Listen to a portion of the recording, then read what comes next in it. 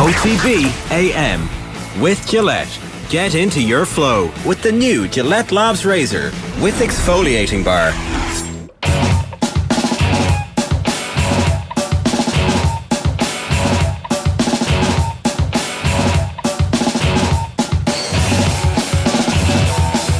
All right, very welcome along. It's Monday morning and it was a pretty busy weekend of sport, all told. I don't even know if we're going to get time to talk about Jon Rahm being the greatest golfer since there was like a really good golfer. He used to win almost every tournament he played. I'm not sure we're going to get a chance to talk about the new president of the GAA. I'm not even sure we're going to get a chance to talk about the club rugby, but we will try to squeeze all that over the course of the next 2 hours. Shane is here. Shane, good morning to you. Good morning. How are things? Kathleen's here as well. Morning, guys. And Kathleen's feeling pretty smug about life. What can I say? It was a nice weekend. It did look a little bit disastrous for a while, I won't lie, but once it got to the 90th minute, Arsenal finally came through, and then of course Connacht GAA. Absolutely roaring weekend for them. So love looking at that Division 1 table and just seeing 3 different Connacht heads up there. And Sligo one, which is always good as well. There you go. Shane? The time for Ulster football is dead. No, it's not. I'm just getting carried away. Connacht is taking over as the most exciting province, the way the teams are playing. And yeah, on Arsenal, I think you don't win a Premier League title without exciting games like that, where it looks like you're going to lose, then you come back and win in injury time. It's a sign of a winning team, lads. I told you last week, the league's not over. Everyone was crowning Manchester City after the game last week, but it's far from over. Time for us to crown Manchester United, though, right? As Carabao Cup winners, potentially. Well, you were like, oh, they're not in the title race, they're not in the title race. Is that just like some kind of weird double jinx? No. They're not in the title race yet. I think they're certainly in contention, but the race is between two clubs as things stand. No, it's not. Well, United are the team in form out of those three at the moment, but they're going to have to... Why, honestly, are you like, you don't have an impact in... Your words won't have an impact on the title race here, Shane. I know that. I genuinely believe Arsenal and City just overall have been the best teams this season. Yeah, but I think United... We're halfway through the season and the form of Manchester United is better than the form. Anyway, we should probably save this for the performance rankings, but like, you got to be feeling yourself. Certainly feeling it. United are... there's a bit of excitement. Ten Hag walking off the pitch, giving it loads. You see that? The man is... He's changed the atmosphere around the club. Telling everyone to get behind the team on Thursday night at Barcelona. Ger doesn't think that's a good thing, though. Well, in certain circumstances... If you lose the run of yourself, it isn't. He certainly would lose the run of himself. Seems like a more composed man on the sideline. Yeah. Anyway, look, these Arsenal are in the green, so we're going to get to it. Yeah. It's 7:32. Here's what's coming up between now and 10 o'clock this morning. We've got Anthony Moyles coming up after we can start there. Yeah, Ben Jacobs at 8:05. Sports Pages at 8:25, which will involve some Ulster football chat. After the Sports Pages, we have Sports News and Anthony Moyles at 8:50, Alan Quinlan at 9:10. If you have questions for Moylesy or Quinlan, time to get them in now. 0879 180 180 is the WhatsApp number. You can leave a comment on the YouTube stream, youtube.com/Off The Ball. You can only comment on that if you're subscribed, and you can also tweet us at Off The Ball AM. But it is time for this week's episode of the Gillette Labs Performance Rankings. You know, that wasn't an All-Ireland winning performance. Probably should have won the game based on their second half performance. Is it a step too far to say it was the performance so far of the World Cup? Maybe not. OTB AM's Performance Rankings with Gillette. I'm scratching my head. That performances was just lacked that intensity. Here we go. Before we get started, we should mention a couple of things that we're not going to get to. As you said, Ger, there's Gareth Burns, there's rugby, there's Jon Rahm, there's Liverpool, who had a brilliant win over Newcastle, and they're, let's be honest, within reach of the top 4 now. There is Marcus Rashford in the form of his life, probably the most informed footballer in the world right now, certainly in Europe. Israel Olatunde breaking the Irish 60-metre record, trouncing it in fact by 4/100th of a second, which doesn't sound like much, but it is at that level. And then Seamus Coleman for his goal that he definitely meant in Everton's 1-0 win over Leeds. Why is there any doubt about this? Like, he's a footballer who's played 400 Premier League games. I think when he kicks the ball in the direction of the goal, he probably intends to kick the ball in the direction of the goal. Why is there any doubt about this? Oh, he definitely meant it. He looks up, and he probably has done his research. Ilan Meslier probably knows he likes to stand a little bit off the line. He's a big man, so he can afford to do that. But in this instance, Jesus, it didn't pay off. As Colm said before the show, it was Roberto Carlos, but from the other side. And I mean, he couldn't have. He said after the game himself, "I meant it." Now, if I hit it another 20, 30 times, it probably wouldn't go in, so it was perfect. But there's no doubt that he meant it. And everyone in Everton clearly loves him because the reaction to the goal was just brilliant. I do think it's interesting that every time a new manager comes in, they don't always pick him for their first game, although Dyche did, but eventually they make sure that they have him in the team week in, week out. Like every single one of those parade of mediocre managers has decided that as they are about to lose their job, the one person that they can trust who is around the club is Seamus Coleman, and he's rewarding the faith of Sean Dyche. Yeah, it's attitude. Even when he's sitting on the bench, you can see that Seamus Coleman is a leader in that Everton team. So he's not in the performance ranking. He's not. That's a bit of an oversight. We just had to mention. That's a bit of an oversight. Yeah. Evergreen, Seamus Coleman. We should have like a section where he's just in it every week. But okay, who else? Did you feel any guilt about leaving anybody else out? Not really. I think Liverpool and United had good weekends, but certainly there's an argument for all of the inclusions that we have this morning. So we might start in the red and Chelsea, and I think Chelsea deserve to be in the red this morning because they had a howler yet again. Everyone's looking at this game. Stamford Bridge, Southampton at home. Southampton in relegation trouble. What an opportunity for Graham Potter to address things that are going wrong, and it just wasn't good enough. There's this bit of siege mentality vibe I'm getting from Graham Potter at the moment. I have the quotes here from him at full time. He says the criticism is understandable. We've had a tough period and are integrating a lot of young players. Excuses. A lot of people will say I'm the problem, and I'm not saying that their opinion is not worth articulating. My job is to work. What is it? They've won 2 of their past 14 games. The issue I would have here is the team that Graham Potter picked. So he's rested Thiago Silva, Reece James, Cucurella, Ruben Loftus-Cheek and Hakim Ziyech. 6 changes to the Borussia Dortmund game. I saw someone on Twitter describing it as it was a bit of a Carabao Cup team, as in, why are you making so many changes for a Premier League game that means so much? You're at home. You're against Southampton. Did you get ahead of yourself? Did you think we're going to win this game easily? Ruben Selles has changed things at Southampton, and then, of course, James Ward-Prowse gets the free kick in front of goal, and we know what happens from that point on. So, Fernandes, Kovacic, overrun in midfield, couldn't get the ball to Joao Felix properly whatsoever. Mason Mount struggled. Aubameyang sitting at home. Well, the team that he picked is good enough to win. The changes, but why you can't make you don't see the top teams making 6 changes. Well, I mean, from a European match midweek, sometimes you do see them 2 or 3 make these types of changes. Potter as well hasn't really settled on who his players are, who are his dependables in that team, who are the ones who are going to pull out a performance for him, because realistically all of them have been pretty rubbish all season. There are too many of them. There's also that. Well, that's a good excuse for... Sorry, and I mean a legitimate excuse for Potter. He's been handed this by Todd Bowley, £500 million worth of players. He doesn't have a striker, by the way, in that £500 million. And he does. Aubameyang sitting at home. But you kind of feel sorry for Potter in that instance. How is he supposed to bring in all these players? How is he supposed to keep all these egos happy? And there are a lot of egos in that Chelsea dressing room. And I don't really feel that sorry for him, though.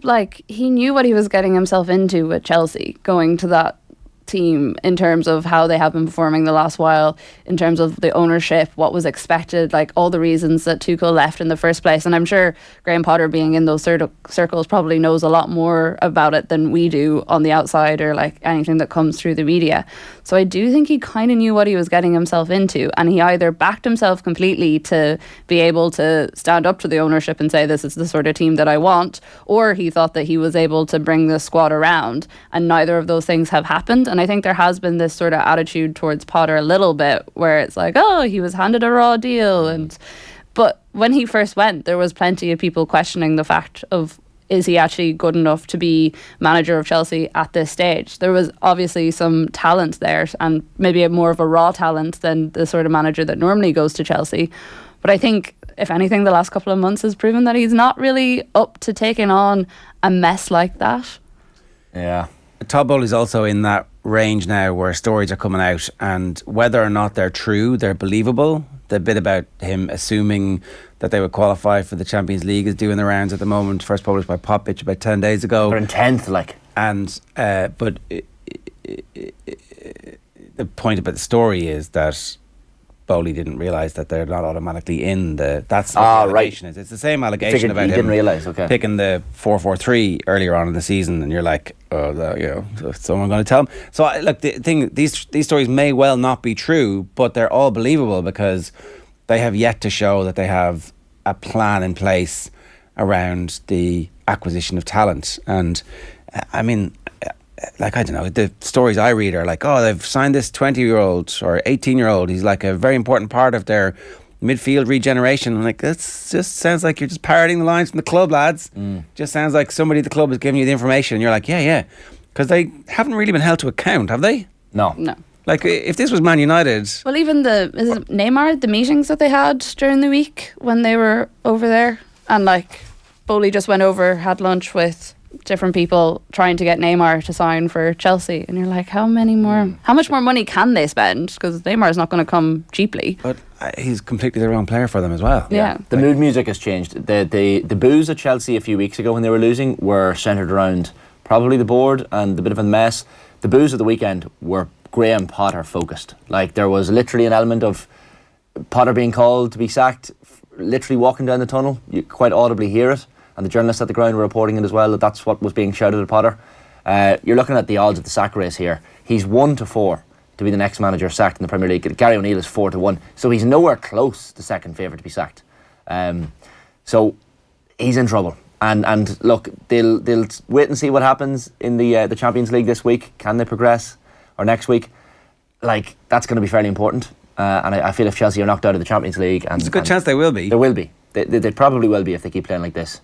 But it's prolonging the inevitable, I think. I was a big fan of Graham Potter going to Chelsea. I thought he'd do a good job. I thought the turtlenecks brought a sense of gravitas to him as well. How far away are you from wearing a turtleneck? I'm a long way off turtleneck. Days, that's all. Yeah, I couldn't pull it off. You will. I mean, pulling the zip top up is kind of turtleneck. Yeah. It's in preparation. You're laying the framework here. Groundwork. So that yes. we expect to see less and less of your neck as time goes on. Did you guys not promise a couple of weeks ago that turtleneck season was coming fairly sharpish? I'll wear one for a bet or for charity or something. It's hardly a great initiative. But I maybe will wear one at some point. All right, so Chelsea are in the red. Yep, also in the red. Donegal. I was walking out of Clonus yesterday afternoon at St Turnix Park, and there was a little tiny baby on the back of his wearing a Donegal hat on the back of his dad's shoulders, and the baby was doing a lot of smiling, and I was thinking, this is a cute baby, Donegal baby. And myself and my dad were commenting about the fact that, you know, when you're that young, like, Donegal have just lost, but the baby doesn't care because he doesn't know. His dad turned around and he was like, oh, off the ball. And the only thing he said to me was, please don't put Donegal in the red tomorrow morning. And I said, I won't. But don't be in the red. You lied. I unfortunately, to that man, I apologise, and to his cute baby, I apologise this morning. But we have to put Donegal in the red, not just because of what happened on the pitch yesterday at St Turnix Park, but also, I guess, everything that's going on off the pitch. It's a bit of a mess. And I was reading articles earlier in the week, before the weekend, ahead of the game, and Donegal Live had a headline that really summed it up. Chris McNulty wrote a piece, and he said Donegal GAA is at one of the most critical crossroads in its history. You look at all the players in that Donegal academy and the mess that's going on at the moment, with Carl Lacey leaving, this simmering row that started with his departure on February 3rd, lack of support from the county board. We've heard nothing from the Donegal county board at the moment, and that was kind of just hammered home by the defeat yesterday on the pitch, which wasn't great. Donegal, a lot of people's favourites to go down, maybe, along with Monaghan from Division 1 this year. Yesterday was a must-win for both teams, and Monaghan got over the line by 8 points, fairly convincingly in the second half. But I'd be very, very concerned if I was a Donegal fan.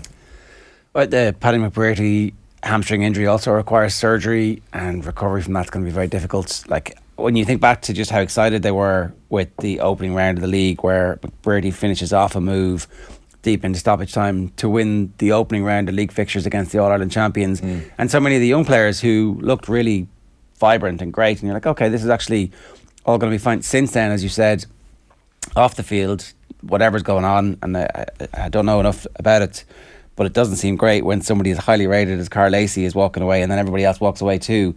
That seems like it's a pretty drastic situation. And then you add in the fact now that it looks very ominous for them, and there'll be a Division 2 team next year, and just the slow, steady climb back is always difficult. So the post-Michael Murphy era is as bleak as it could have been for Donegal. Yeah, like there were some bright shoots yesterday. I was watching Quinlan McGonigal is a brilliant player. He was the guy who was man of the match against Kerry and stood beside McBrearty on TV afterwards doing the interview. He picked up a bit of a knock yesterday, was taken off eventually. Michael Langan's a brilliant player, Gallen's a brilliant player. They have some really, really good footballers. Darragh Boyle as well, I really like. So they have them there. Ryan McHugh is another lad who hasn't come back, of course, from injury yet, along with McBrearty. He was very much absent yesterday. But I would just be very, very worried about Donegal and the year ahead. They're not going to do much. let's be honest. And look, it's a new manager in charge. You'll give Paddy Carr a bit of time, but he's been handed a raw deal when you have Michael Murphy retiring. But the simmering row that's going on behind the scenes, and the quote, the collective statement from all these coaches that were retiring resigning. As a group, we've lost all confidence in governance of Donegal GAA. So the coaching, performance, logistics staff all quitting. The only ones staying on board were the ones over I think it was the 17s and 20s teams maybe that were still ongoing in their campaigns. So they just didn't want to cause disruption for those players. So they stayed on board. Whatever's happening, Donegal GAA need to come out and say something. To put it in context as well for people who haven't listened to the story, it's up to 40 coaches apparently have resigned across the county. It's not just a couple of teams worth of coaches, 40 coaches. That's a lot of people to follow out one person, and it just shows how deeply rooted the mistrust in Donegal GAA must be at the moment. It's concerning. It's very, very concerning, and you'll give them a little bit of leeway on the pitch. They have a big game next. I think it's Galway they have up next. That's a big game. But they're staring Division 2 down the barrel. Look, it's not the worst thing in the world going down to Division 2. Dublin and Kildare down there this year. Yeah, it'll not do them any damage. Well, is there a Tailteann Cup in their future in the next couple of years? If you don't arrest this slide, all of a sudden, you don't want to get two relegations. If you're drawn next year in the preliminary round of Ulster, you've got a long way to climb out to be able to make it to Sam Maguire. That's the chickens coming home to roost, lads. But anyway, Ten Hag has lost a run of himself, getting very confident, says Conor Joyce in our comments. Man United have the most points in the league since the third game after the two opening disasters. Obviously, those two count, but it's still interesting. I mean, there's always ways to cut the season so that you're the champions calendar year, since ex-manager came in, post-World Cup. Marcus Rashford's the greatest footballer in the world. Sorry, losing the run of himself, how? Is that meant in a negative sense, I wonder? Because there's nothing about Ten Hag's demeanour at the moment that I would construe as he celebrated negative. At the end, Shane. That's more than enough. Jesus. I know, but sorry, are you saying that Arteta didn't lose it on the sidelines last week? No, but I'm saying that I don't agree with this general perception there is of Arteta that whenever he gets angry on the sidelines, it's a bad sign or it's something that's not good. He's been doing it all season. The De Bruyne stuff was ridiculous. I totally agree with that, but it's just been a general criticism of Arteta all season. Well, and I don't understand it. Has it been general? Is it not just your man in Qatar? What's his name? Keezy. It is Keezy, isn't it? He's he stepped outside his. Oh, he should be in his whatever. That's all grand. But it did feel like that. But when Guardiola does it and stuff, there's not the same sort of commentary around it. Or no one's he's losing the run of himself, and he'll literally be lying on the ground in the technical box, hands over his head, weeping at times. It's just, I don't know. It's a display of. I do agree it did cross the line with De Bruyne stuff. I don't like seeing that, but. Especially when De Bruyne was so smug about it afterwards. I'm taking what Conor has said there. Conor has commented Ten Hag has lost the run of himself. I'm taking that with a pinch of salt because Conor, you've also said Gallen hasn't played in 2 years. I was at the game yesterday. Oisin Gallen was playing. He was back in the team. He scored 5 points. He was there. So take my word for it. Don't worry, Monaghan will be following Donegal into Division 2, says Conor Joyce. Quite possibly. Same Conor. He's winding me up this morning. There you go. There is quite a big chance that Monaghan will follow Donegal down to Division 2, but they were impressive yesterday. McManus was back. McManus came. What a cheer when he came off the bench. Two really, really good attacking marks within 3 minutes of coming on. Jack McCarn back in the team as well, 7 points. Played really well. Sean Jones. So you're feeling it again? Well, Monaghan fans are feeling you need a win at home. And Roscommon in town next Sunday as well in Clonus, which is going to be a big one. Never back against Monaghan in the relegation scrap. No. Shifty Lad says, good morning everyone, great weekend of sport. Man United now have momentum. I'd say Ger would agree with me on that. Thumbs up. Well, they're certainly playing with a lot of confidence. That's important. Should we move on to Amber?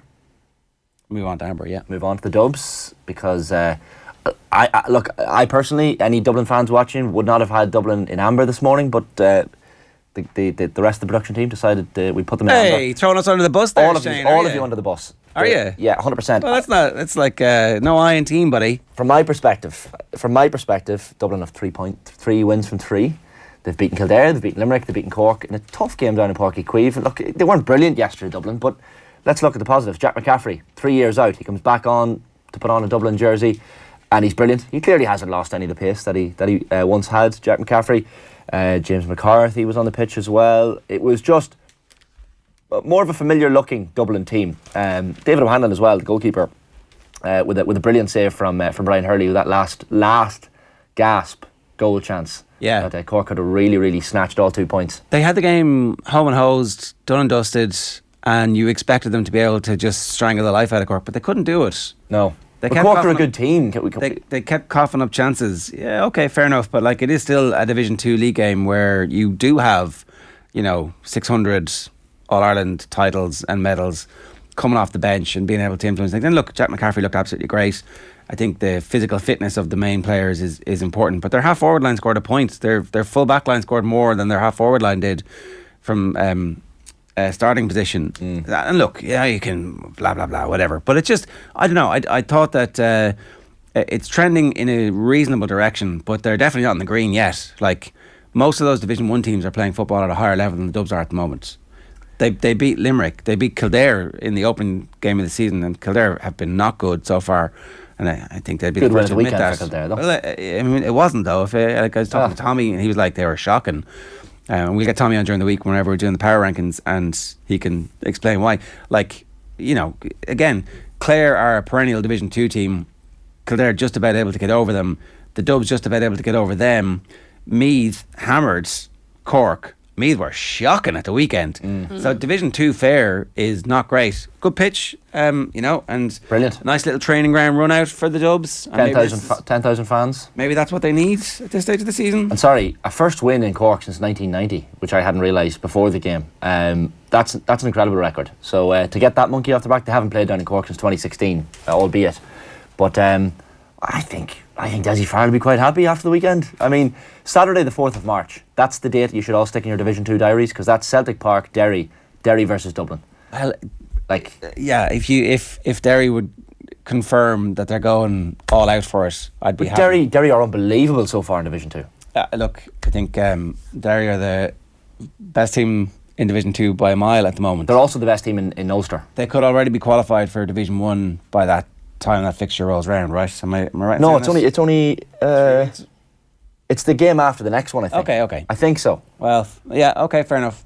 So there'll be something at least to play for. Now, the two of them could have steamrolled and won their next game, and then they'll be kind of going up together, and it'll be a bit of a tame affair potentially. But if Dublin had lost that game, where would they be?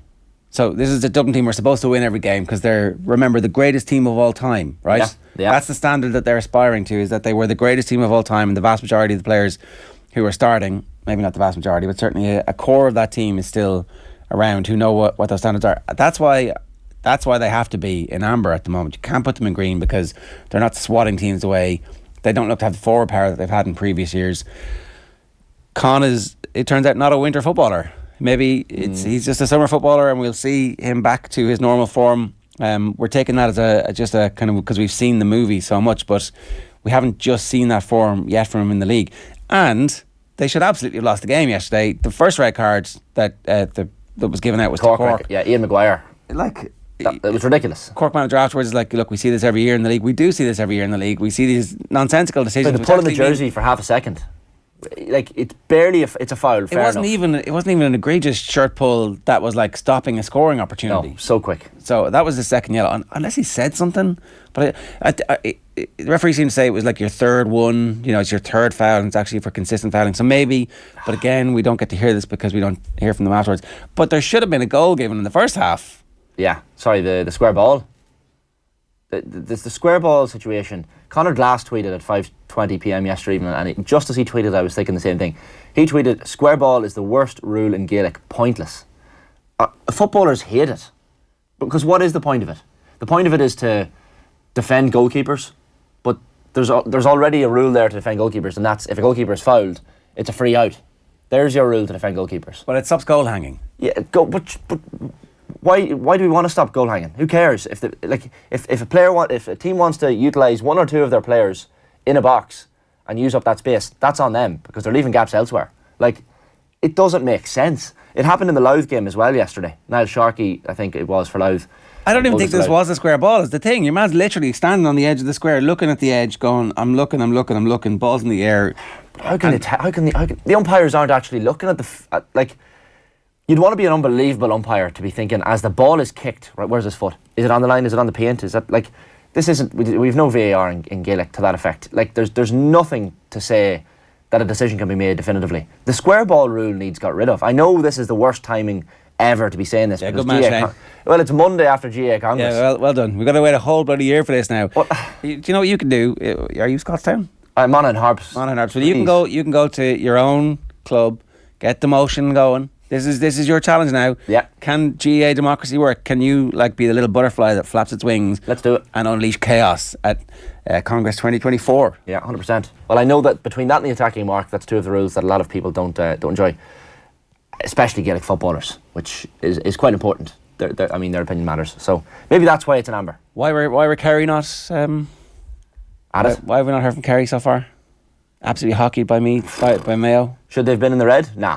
You can't put them in the red. Sean O'Shea and Davy Clifford came back. I think there's every reason to put them in the green. Yeah. After a defeat like that. A little bit of narkiness in training. Yeah. 100%. Clifford back. O'Shea back. Bit the beast. I'd be concerned because dampen down their lead in the power rankings. Well, they're not. We'll get onto that because they're not in the green, but the team that beat them are in the green, and Cassian will enjoy this because Connacht football generally is in the green. I have to say, I think this is bullshit. Why? Because the only team from Connacht who really deserves to be in it at the moment are the Rossies. Yeah, well, they certainly deserve it. Yeah, but it should be Davy himself and the whole team. He's given the best post-match copy. His team have absolutely surprised everybody by coming up and not just being patsies. And the way they're winning games, they're winning all sorts of games. Yeah. They're a second half team. Sorry, they're not a second half team. They're a brilliant team, but they have won so many games. And he keeps dropping lads every week. Yeah. And then they come off the bench and they all make an impact. I'm like, this guy has a little bit of something, a little sprinkling has started. Look, Mayo were absolutely brilliant, but I think that it's just the general wave though, and it's shown by the fact that all the teams won over the weekend. Like Sligo. How did Leitrim do? Okay, not Leitrim. See, in a game I do forget about them sometimes, and I do apologise for that. But I don't know, it's rare that you actually get a weekend where the most of Connacht GAA are very successful. Wouldn't have expected that performance from Mayo at the weekend at all. I mean, the performances they've put in so far this season have not been great. Paddy Durkin wasn't starting. They had, a couple of issues on the team. Still came out, performed really well. 15,000 in Castlebar. Unbeaten in 3 games. Unbeaten in 3 games. A draw against Armagh, a draw against Galway. But you imagine with Mayo, they're not going to be happy with those 2 draws. No, it's that kind of classic thing of unbeaten in 3 games, but also it was 2 draws that were considered bad draws for them. So no one thought they were going to come out and do it. Roscommon are absolutely flying it this year, and I really hope it continues into the rest of the championship because I just think it'll be such a great addition. And it's just always nice seeing teams like Sligo and Galway up there as well. I love that. I love Davy Burke versus Kieran McGeeney, 2 guys who. To say they wear their heart on their sleeve, it would be an understatement. The moment I knew Roscommon were okay this year is when Davy Burke was in studio with us a couple of months ago, and I was like, oh my God. I wanted to run laps around Marconi House when he left. Yeah. This guy is so inspirational. He's unbelievable. I remember was walking into a nightclub in Monaghan just when Davy Burke was being announced, and Greg McGonigal is working on the door of one of these nightclubs, and he's the former Dublin ladies manager, and Davy Burke was his number 2, and he says, this guy is unbelievable. Puts so much work and research in. You saw the reaction from him at full time as well. The Roscommon players have bought in. Oh yeah. And they are fully bought in. Even the reaction of Roscommon fans when we had Davy Burke in, I don't think there's been a county manager that we've had in that say our social media platforms were just going crazy with people being we love him, he is great, we are so excited for this season. Yeah. And at the time I was like, that's a little bit strange, I just didn't really expect all that much from Roscommon this season, and now obviously they've proved me incredibly wrong. The Rossies love their football, let me tell you. And Jesus, I did say to Davy when he was leaving that day, I said, look, just maybe take it easy on Monaghan in the league, and they have Monaghan up next. They've got their 6 points. Down tools, lads. Leave it. No, there's a bit of silverware there for them if they want. There is. The thing I'd say about Armagh yesterday is Jason Duffy kicked 4 very, very good early points for Armagh, but one of them, I think it was the last of them, he literally could have passed the ball across, and it was a goal chance for Rory Grugan. If you're away from home against someone like Roscommon in the form they're in, you have to go for goal when you have the chance, and he should have. Hindsight's 2020. But sorry, am I mixing them up? Is he the mullet? He's the mullet ginger. Left and right. Yeah, brilliant footballer. Yeah. But he should have definitely laid that one off to Rory Grugan because it would have been a certain goal. Instantly into top 10 all-time mullets. Oh yeah, 100%. Gary Mohans from Monaghan last year was brilliant as well. We've had some crackers. Who's the Offaly under 20 footballer? I can't remember his name. Oh yeah. Forgive me. Someone in the comments will tell us. That was number one for me. But Roscommon brilliant, Mayo excellent, Galway with a impressive win in, let's call them, dire conditions in Tuam Stadium. Tuam Stadium always looks so bleak, but looked particularly bleak at the weekend. But a 3-point win for Tyrone. Like, Cal Sweeney came off the bench at half time and kicked 3 points. Very impressed with him. Peter Cook is back in the panel for Galway as well. You've Ian Burke kicking scores. Conroy was very good. I think Paulie Joyce is going to be licking his lips, because even he was asked after the match yesterday, talking about Damien Comer was at the game and walking around, and I think it's 6 to 8 weeks he had said after the game now, which is... That's not too bad? No, it's not too bad, and it's shorter than had been expected, so a really positive weekend. Sligo as well, this is why we threw them in. He'll be back for Croker. He'll be back for Croker. Sligo beat Waterford by 21 points to 13, so 2 out of 3 for Sligo, and they deserve to be mentioned here as well, guys, because... Yeah, but they beat Waterford. Yeah, 100%, but let's look, they're quite likely going to be in a Connacht final, Sligo. So we're going to get to know some of these players, Sean Carabine being one of them, kicked 8 points yesterday, so I think we should give them the credit where credit's due. You can only beat the teams in front of you, and they are in Division 4. But back in the promotion hunt, Laois leading the fold there in Division 4, but what a weekend for Connacht football. Shane says, not a mention of the League of Ireland after the opening weekend of fixtures. I would have thought that would have been the Sligo story we were talking about. Great result for them. 97, 98 minutes in. Last minute equaliser, but I don't know, that game could have been shown on TV. The defending champions going for a 4-peat. Instead we're watching the URC on the weekend where there's none of the best players playing. Yeah, something's gone wrong there, folks. Leinster hockeying a team once again. Cormac Egan is the Offaly mullet individual. Thank you for that reminder. Enda Smith, best player in the Roscommon team, top class player. He is unbelievable. What a player. The Murtas as well. Ben O'Carroll deserves a shout out, as pointed out in the comments. I really like this Roscommon team, lads. I'm gonna be more tuned into the Connacht Championship than the Ulster Championship this year, albeit it's fairly one-sided, the draw. So why is it Connacht, not just Roscommon, asks Paul Byrne. And square ball was brought in to stop mouthy goalies being killed. What a terrible rule, says Danny Matquan. There was the mouthy goalies. There's also like the flying elbow into the face of the goalkeeper. That, Give the free out then. Yeah, but like, it's too late. Yeah, if your nose is broken, it's too late.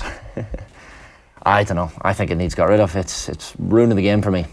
Bobby Dwyer, a resident Spurs fan, so you can take this with whatever. Arteta, an absolute embarrassment, and Pep has a little more credit in the bank on what he can get away with on the sidelines. I don't really have any problems with the stuff on the sidelines week to week. It's occasionally it gets too much, and then you lose the run of yourself. Anyway, sure. Look, we're in the red now. We're in the green. Yeah, sorry. The ultra green is Arsenal, so we might as well move there. The highlight for me was hearing the stories afterwards from the press box. I'm sure you've heard what went on. There was a few antics. So the Arsenal first team assistant coach Miguel Molina and the Aston Villa head performance analyst Victor Manas, who is a former Arsenal employee, he was under Emery's backroom team at Arsenal, had an altercation which apparently became physical in the press box. So the Villa staff were apparently unhappy about how Arsenal celebrated the own goal from Emi Martinez, and shit just hits the fan in the press box, which is what you want to hear. You want to hear these stories. And look, why wouldn't the Arsenal staff celebrate? It's a goal to potentially save their title charge, put them 3-2 up late on at Villa Park, a tough place to go, and Emi Martinez, who is the king of shithousery, lets the ball in off the back of his head. Couldn't do much about it, to be fair to the man, but just one of those games, as we said earlier, guys. You need to win these types of games. Zinchenko's first Premier League goal, which I couldn't believe. I was like, oh yeah, he's never scored in the Premier League, which was madness. The strike from Jorginho too was out of this world, and Saka and Odegaard were unsurprisingly brilliant. So, I mean, they deserve to be top of the green, don't they? It just is, like, it's a lot of the names that you would expect to pull Arsenal out of this, having Odegaard there, Saka was getting an awful time of it, and I am slightly worried about the game time that he's playing, like being such a young player, and he has had a couple of issues with his hamstring and stuff already.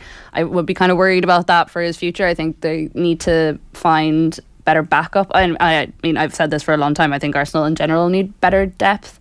I did feel a little bit for Emi Martinez. I mean, it's one of those Did ones. you? Well, I always really liked him when he was at Arsenal. Like, I remember when we won the FA Cup and he like broke down in tears, and he was always such a big Arsenal man. And I know like he does have that whole sort of shithousery thing where he, gets in people's faces and stuff, but I was like, oh, of all people to actually gift us this it had to be him, really. I did think that, karma finally catches up with him. It's like, he won a World Cup, lads. Steady on. This is the league game he's going to forget, in 6 weeks' time. But he won a World Cup, so I'm not really sure if karma tracked him down and beat him over the head, or if, No, I don't think so. He won the World Cup. It's a third straight defeat for Villa. They're 11th of the table. They need to arrest that form pretty quickly. And Arsenal have Leicester next. Leicester team that lost, of course, 3-0 to Manchester United yesterday.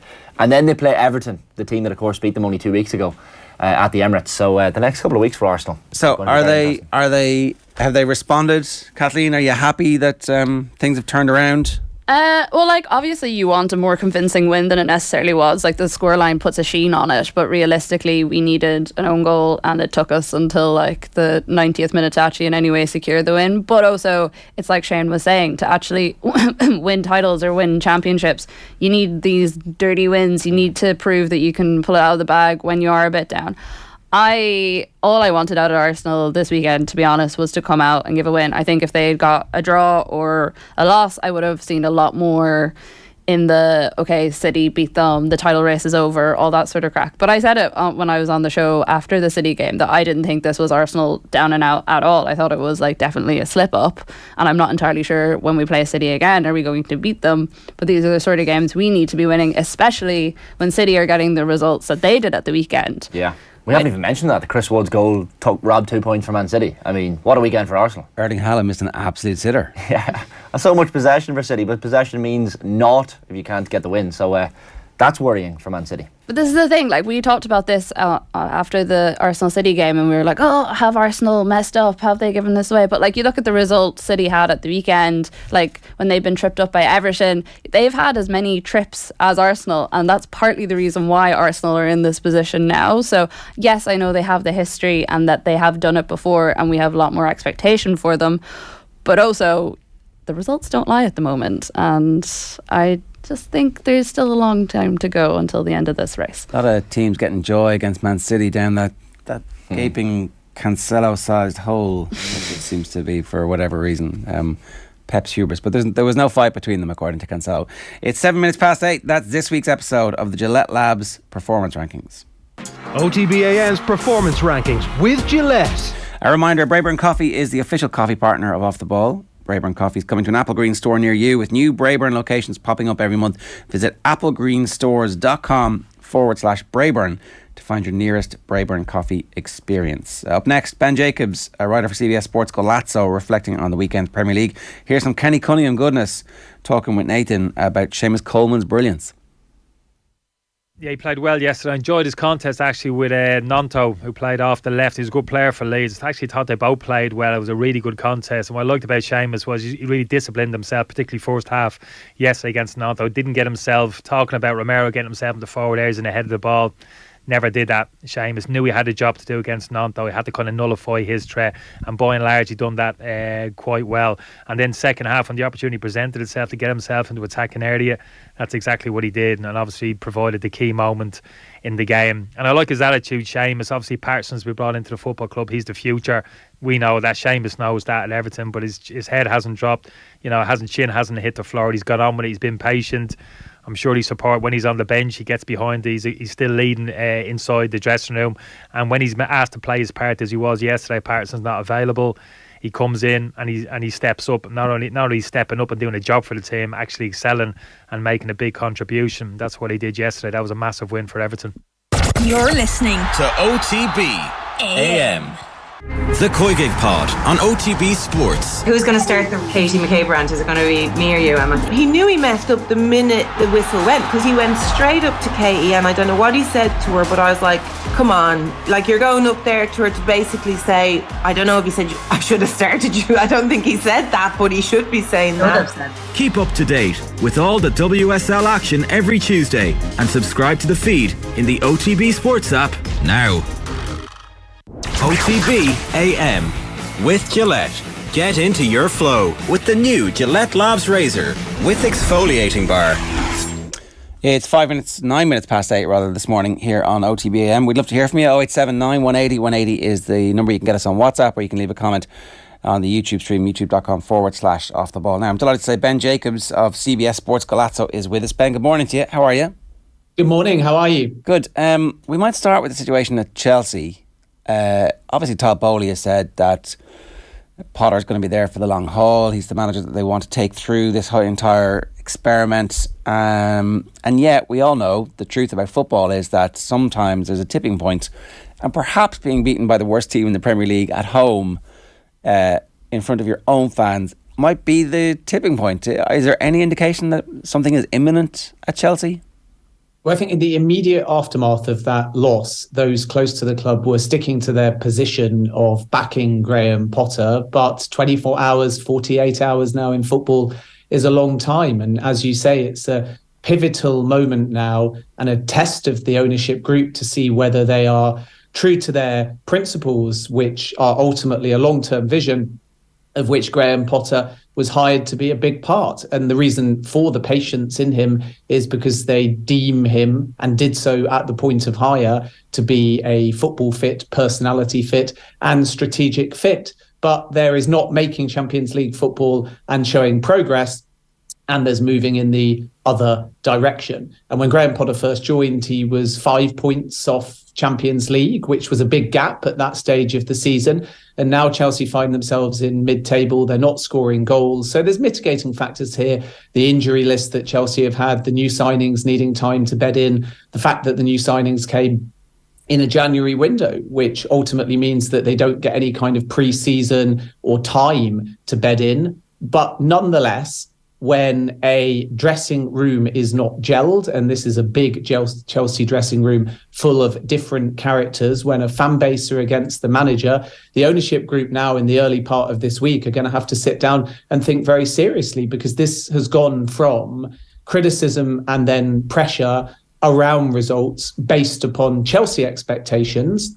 And then when the counter to that was patience is necessary, I think it was very valid, because Chelsea are a brand new project. But now, when you look at the results, it's not Chelsea specific. You could make a very real argument that this run of form that they're on would warrant any manager at any Premier League club very possibly losing their job. And I think the stat doing the rounds is that Nathan Jones at Southampton actually had better form than Potter currently over the same period. And he lost his job at Southampton, who obviously beat Chelsea by being bottom of the table. And that is simply not good enough. So now Todd Bowley has got a very, very big decision to make.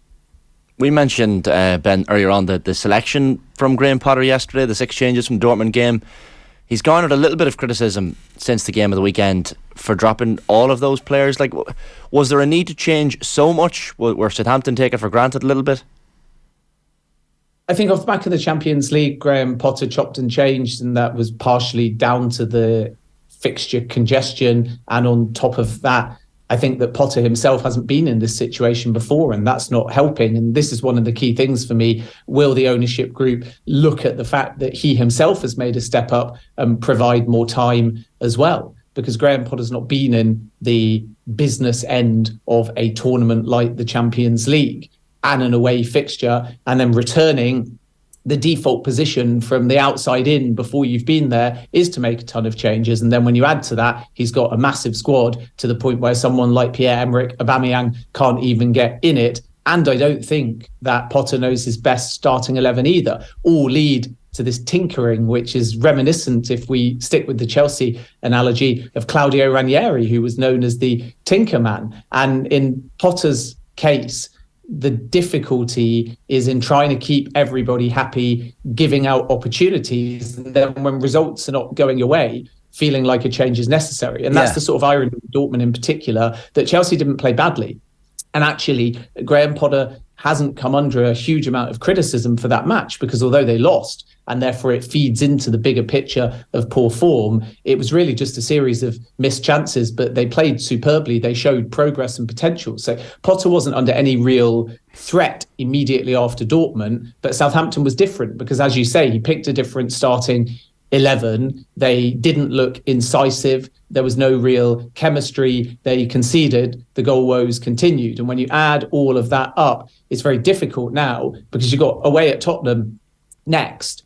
That obviously on paper at the moment, you would have to say is a Tottenham victory if you were just basing it on the odds. And then the following week, they've got to go Leeds and then Dortmund again. So if the ownership group are to make a change, they've really got to either do it right now to give any new manager or interim time ahead of that Dortmund second leg, or they've got to wait and hope that in these games coming up against Tottenham, Leeds and Dortmund, that things turn around.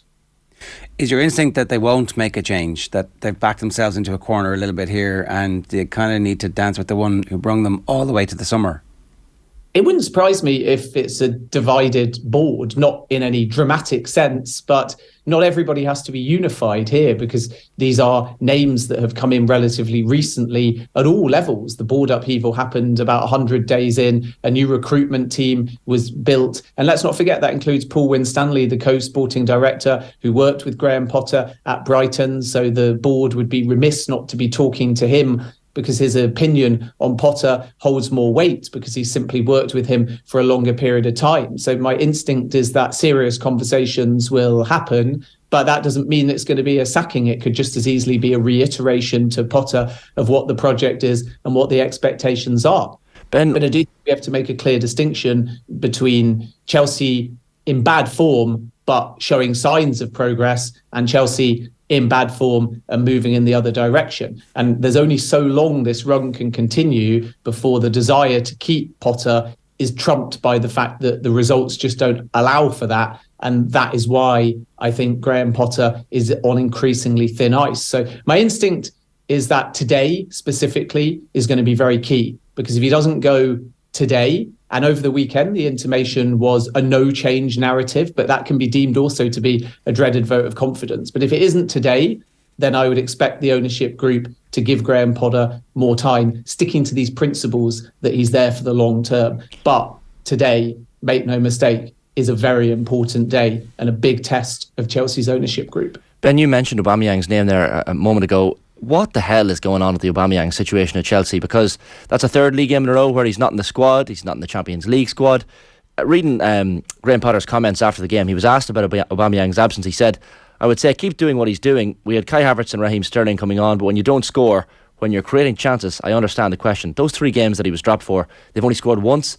Does he have a future at the club? I know he wasn't a Potter signing as such, but surely they're going to rely on him at some point to start banging in goals because no one else is doing it. Well, I don't see Aubameyang playing any games for Chelsea simply because over the next few weeks, they're only going to have more players either available or in form. And this is the challenge for Aubameyang. He's way down the pecking order. And let's not forget that others are going to be coming in over the summer as well. Christopher Nkunku will arrive from Leipzig. That's all pre-agreed. And they want another traditional number 9. And ultimately, Aubameyang knows that his time is up, come what may, at Chelsea at the end of the season, which is why there were clubs coming in outside of the transfer window that are into next season, such as the MLS, that were trying for Aubameyang, but he still sees himself as a top European player. And he would have gone back to Barcelona if it was possible. But not only can you only play for 2 clubs in a given season, so that would be Barcelona and Chelsea, but you can't change your registration 3 times, which didn't allow Aubameyang to go back to Barcelona, even though he's still within that 2-club rule, because it was registered for Barcelona for this season, registered for Chelsea. The re-registration to Barcelona would have stopped him going back on a free in January. And I think if that was possible, he'd already be gone.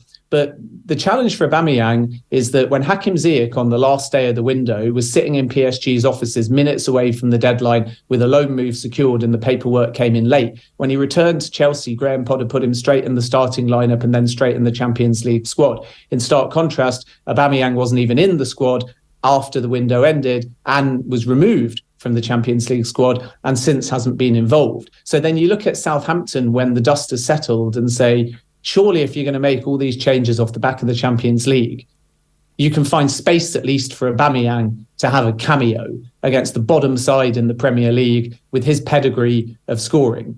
And yet again, he wasn't involved. And I think this is a clear message that Aubameyang is out the picture. And Graham Potter says there's been no fallout. He's working hard. If you look at any videos or photos of Aubameyang in training, he's smiling, he's laughing. But it's been tough because a year or so ago, he's unveiled at Barcelona and then he joins Chelsea. Thomas Tuchel goes. Clearly, that was a Thomas Tuchel signing. Of course, he had that horrific home burglary. So he arrived at Chelsea with a broken jaw, and now he's being frozen out. So it's been a really tough 12 months. I do empathise and feel sorry for Aubameyang, but Graham Potter can't keep deciding things based upon balancing individuals or egos, especially not with players that he feels will not be there come the beginning of next season. And as a consequence, Potter has to stick to his guns, stick to consistency, stick to his best starting 11, which I still think that he doesn't know for various reasons. And that basically does mean that at the moment, Aubameyang's time at Chelsea might contractually be continuing, but in practical terms, it looks like it's done. What about Arsenal? The performance at the weekend, obviously, it's one of those bits where if they win the league at the end of the year, you look back and go, wow, that was one of those key moments where stuff fell into...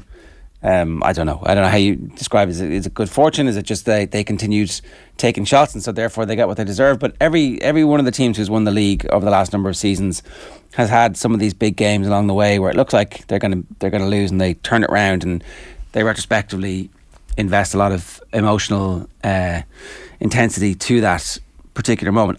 Is this one of those, do you think, for Arsenal? Or Villa, not very good at the moment, absolutely annihilated the previous week by Leicester, and yet within moments of actually beating Arsenal?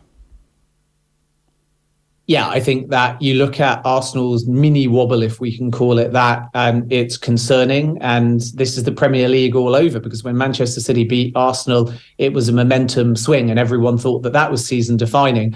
But all Arsenal had to do off the back of that, especially with their game in hand, was respond. And not only did they win, but equally as significant to why the win is important is because Manchester City surprisingly dropped points away at Nottingham Forest. And I think that if you look at how Arsenal conceded against a inconsistent Villa team at the moment, then that across the 90 minutes was not, in terms of standard, a title-winning performance. But that's irrelevant because in the last 6 minutes of the game, but particularly in the third minute of injury time, they scored twice and won the game. And when you do that, you gain more from simply getting the 3 points and having that jubilation and showing that you've got the character, because that's what you need to win the Premier League.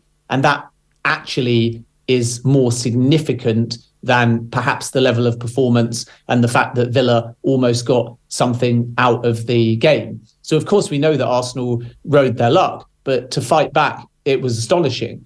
And you could tell throughout the course of the game that they were growing in this confidence that if they could get level, they could go on and win the game. And that's exactly what happened. And although they had a little bit of fortune because it was an Emi Martinez own goal, let's take nothing away from how well hit the Jorginho shot was in the first place, which came off the bar and then off the back of Martinez's head. And the fourth goal arguably has no real bearing on much. But when you look at a tight race for the Premier League that can ultimately come down to goal difference, you'll take that fourth goal as well, where Emi Martinez came up the other end to try and equalise, and Martinelli was able to go down the other end and score effectively into an open goal. So it looks like Arsenal, therefore, have got what they needed, but Mikel Arteta will no doubt, ahead of the Leicester game on Saturday, be emphasising the fact that Arsenal have to get back to being less open and more disciplined at the back and not give sides the opportunity to score first and get ahead. But now you have this scenario, and Manchester City have always been very good at this as well, where Arsenal look to that game all the way through until the end of the season. And they say, if we can come back from behind, if we can show character, if we can overcome adversity, and not just that one game, but this kind of mini wobble that I mentioned before, that's going to be so significant to their confidence. Because if it was Manchester City, you'd say they've been there before. So if they went through a few games where they dropped points, by still being top of the league and with the game in hand, it may not be as significant. But because Arsenal have not recently been in this position, and because last season they got towards the end of the season, and then, of course, they lost the North London derby and away at Newcastle, and they ended up missing out on Champions League football. This is a game they're going to keep having cited, I think, in dressing rooms, in training, in matches, where they say, even if it looks bad for us, we will come back. And it is that spirit and that unity I think is going to be so significant. And also the other thing is now they've got Leicester, who are a little bit hit and miss. They didn't start the year well. Then they had a good run, but Manchester United dismantled them in the second half. Could have been different, of course, had De Gea not made those couple of stunning saves. And then after that, they've got home to Everton, home to Bournemouth. So on paper, Arsenal feel they can win their next 3 games. And then suddenly you're heading into the middle of March. You know that Manchester City have got Champions League, and as a result, that is going to require rotation. And Arsenal have still got that game in hand. So it's all looking very positive for Arsenal at the moment.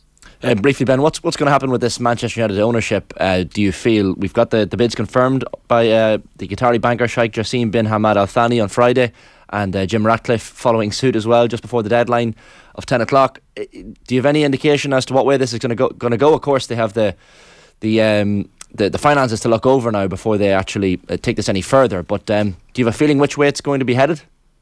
And that is the key point, really, that this is the early stage of initial offers without significant due diligence being done. And as a consequence, there may well be a few rounds of bidding. So what we know is Sir Jim Ratcliffe and Sheikh Jassim have gone public. There's a few companies, particularly Elliott, who were the owners of Milan, who have said that they will help finance in some way, either to keep the Glazers at the club, which would not be popular. That surely can't happen, Ben. Well, you would think not, but the Glazers are also not going to sell just because there's a fan desire for them to exit. So we cannot rule out the possibility of the Glazers finding a way to stay with some form of minority investment. But the 2 outright bids we know about are both pretty bullish. So Sir Jim Ratcliffe is saying he wants to buy out the Glazers' stake, which is not 100% of the club, but it's 100% outright buyout of the Glazers, meaning they'd be gone. Whereas Sheikh Jassim, interestingly, said that he wanted 100% of the club, period. And the Qatari bid is confident. Both bids are talking about redeveloping Old Trafford and Manchester United's training facility. One key difference is that even though Radcliffe says that he'll use debt, it won't be on Manchester United's books. Sheikh Jassim says that his bid is going to be 100% debt-free. So if we were talking in transfer terms, which is very superficial, and we shouldn't look at this quite like a transfer, but we would say the Qataris are sounding like they're confident and front runners. But these offers are, as I understand it, at the top end, around twice the price of the Chelsea sale, which is still under 5 billion. And as a consequence, if the Glazers want 6 billion, 7 billion, there's still a very big gap for, in negotiations, the parties to come to, or the Glazer family need to decide that they're prepared to come down on the price. Otherwise, this will all lead to a lot of talks and confidence. But if a price isn't agreed, then ultimately the Glazers will still want to stay at the football club. So that's what's going to be very interesting. Are the Glazers playing gamesmanship, and is this price competitive? And industry insiders say yes, that if it was in the mid 4 billions or above, that is still a very good price, in which case the Glazers may go. Or are the Glazers genuine in wanting this 6, 7, 8 billion, in which case there's a big gap in these initial offers, but of course there is still due diligence to come. So we're going to have to wait and see now how this one progresses. I should also point out that there is going to be other interest that's more private or secretive. So I don't see this as only being a 2-horse race. I think there'll be something credible from North America. And although we know that the Saudis have not made an outright bid, don't still be surprised if they're involved in some capacity as well, joining another group or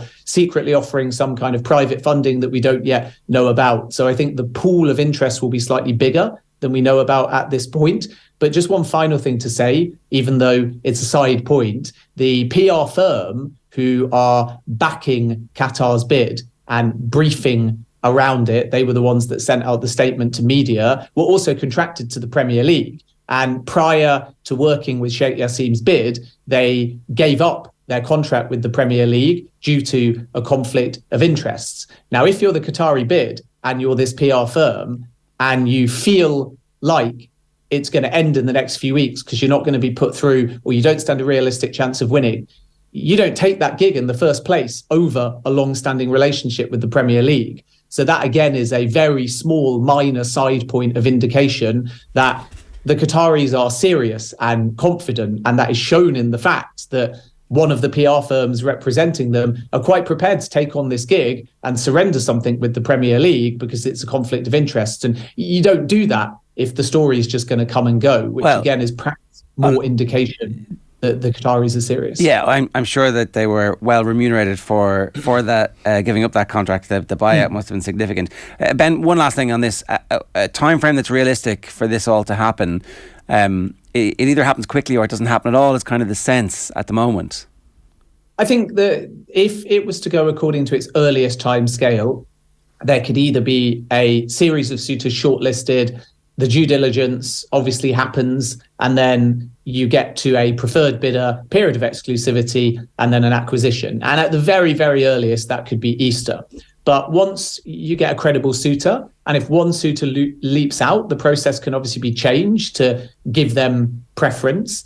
And if a singular suitor leaps out and gets into that period of exclusivity, the power dynamic changes a bit, because then that group knows they're in the lead, so they can do things a bit more on their terms, which means that it will take as long as it takes, to be perfectly honest with you. That's the message that I'm getting from all groups. If they get through, then they realise they stand a chance, or they're in an exclusive period and they know that they're the front runner. At that point, they're not going to say to the Glazers, sure, we'll meet your deadlines. They'll say, sure, we'll do our due diligence and we'll take as long as it takes. But the latest, if anything happens, is still probably going to be towards the end of or at the end of the season, simply because all parties are aware the best transitional time in order to change owners or bring in a minority investor is naturally at the end of the season and or when the transfer window opens, because you've got that time and there's clarity in the market. Yeah. And if it is a full new owner, they can go out and spend. Whereas if the Glazers are still there when the transfer window opens, there's going to be a question mark as to whether Eric Ten Hag, Champions League or not, can immediately start spending. And that's why I think that this will be wrapped up one way or the other, or ended if nothing happens by the end of the season. But to say Easter for sure might be a bit premature, because ultimately the groups trying to buy are not necessarily going to rush to the Glazers' timescale as the process advances, whereas now they're having to meet deadlines that are ultimately designed to get something done if something happens as quick as possible. Ben, good stuff. Thanks a million for joining us. Cheers. All the best. Take care. Ben Jacobs giving us a whirlwind tour through some of the big stories at the moment. Manchester United fans happy? No. Excited? No. Well, excited by what's happening on the pitch, but I'm not excited by a potential Qatari takeover. I know there are still Newcastle fan groups protesting the Qatari or the Saudi ownership. I don't think United fans realise how bad this could be for the club.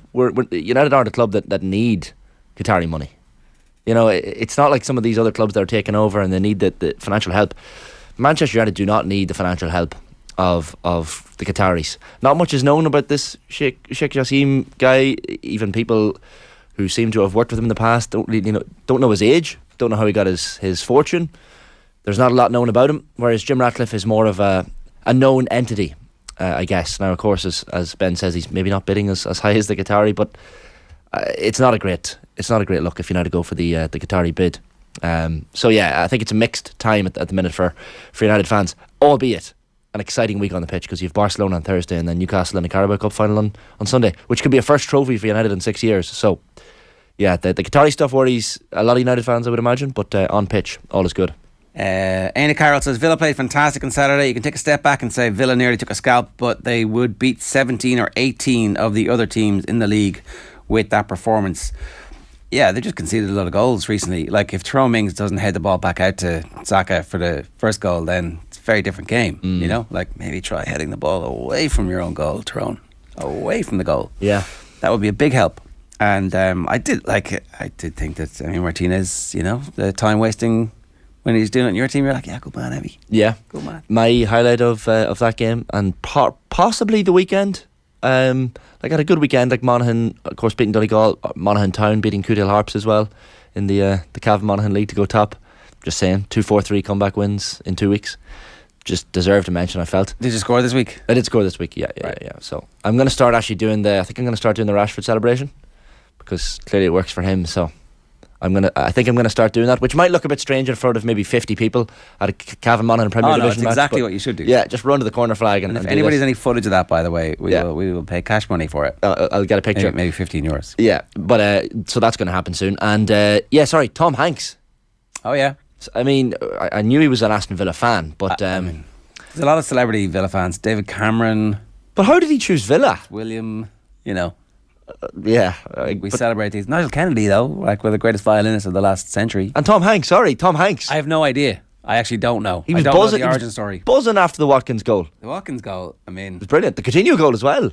Well, with Watkins, you're just so... Oh, look, he's made that perfect run. He's got all that athleticism, but he's just about to screw the... I'm like, well, I didn't. He didn't screw it up. And then, okay. Yeah, really like him. So, yeah, Tom Hanks in the crowd was my highlight of the weekend. Powell74 says Chelsea have too many players. Potter has too many choices. This is 100% correct.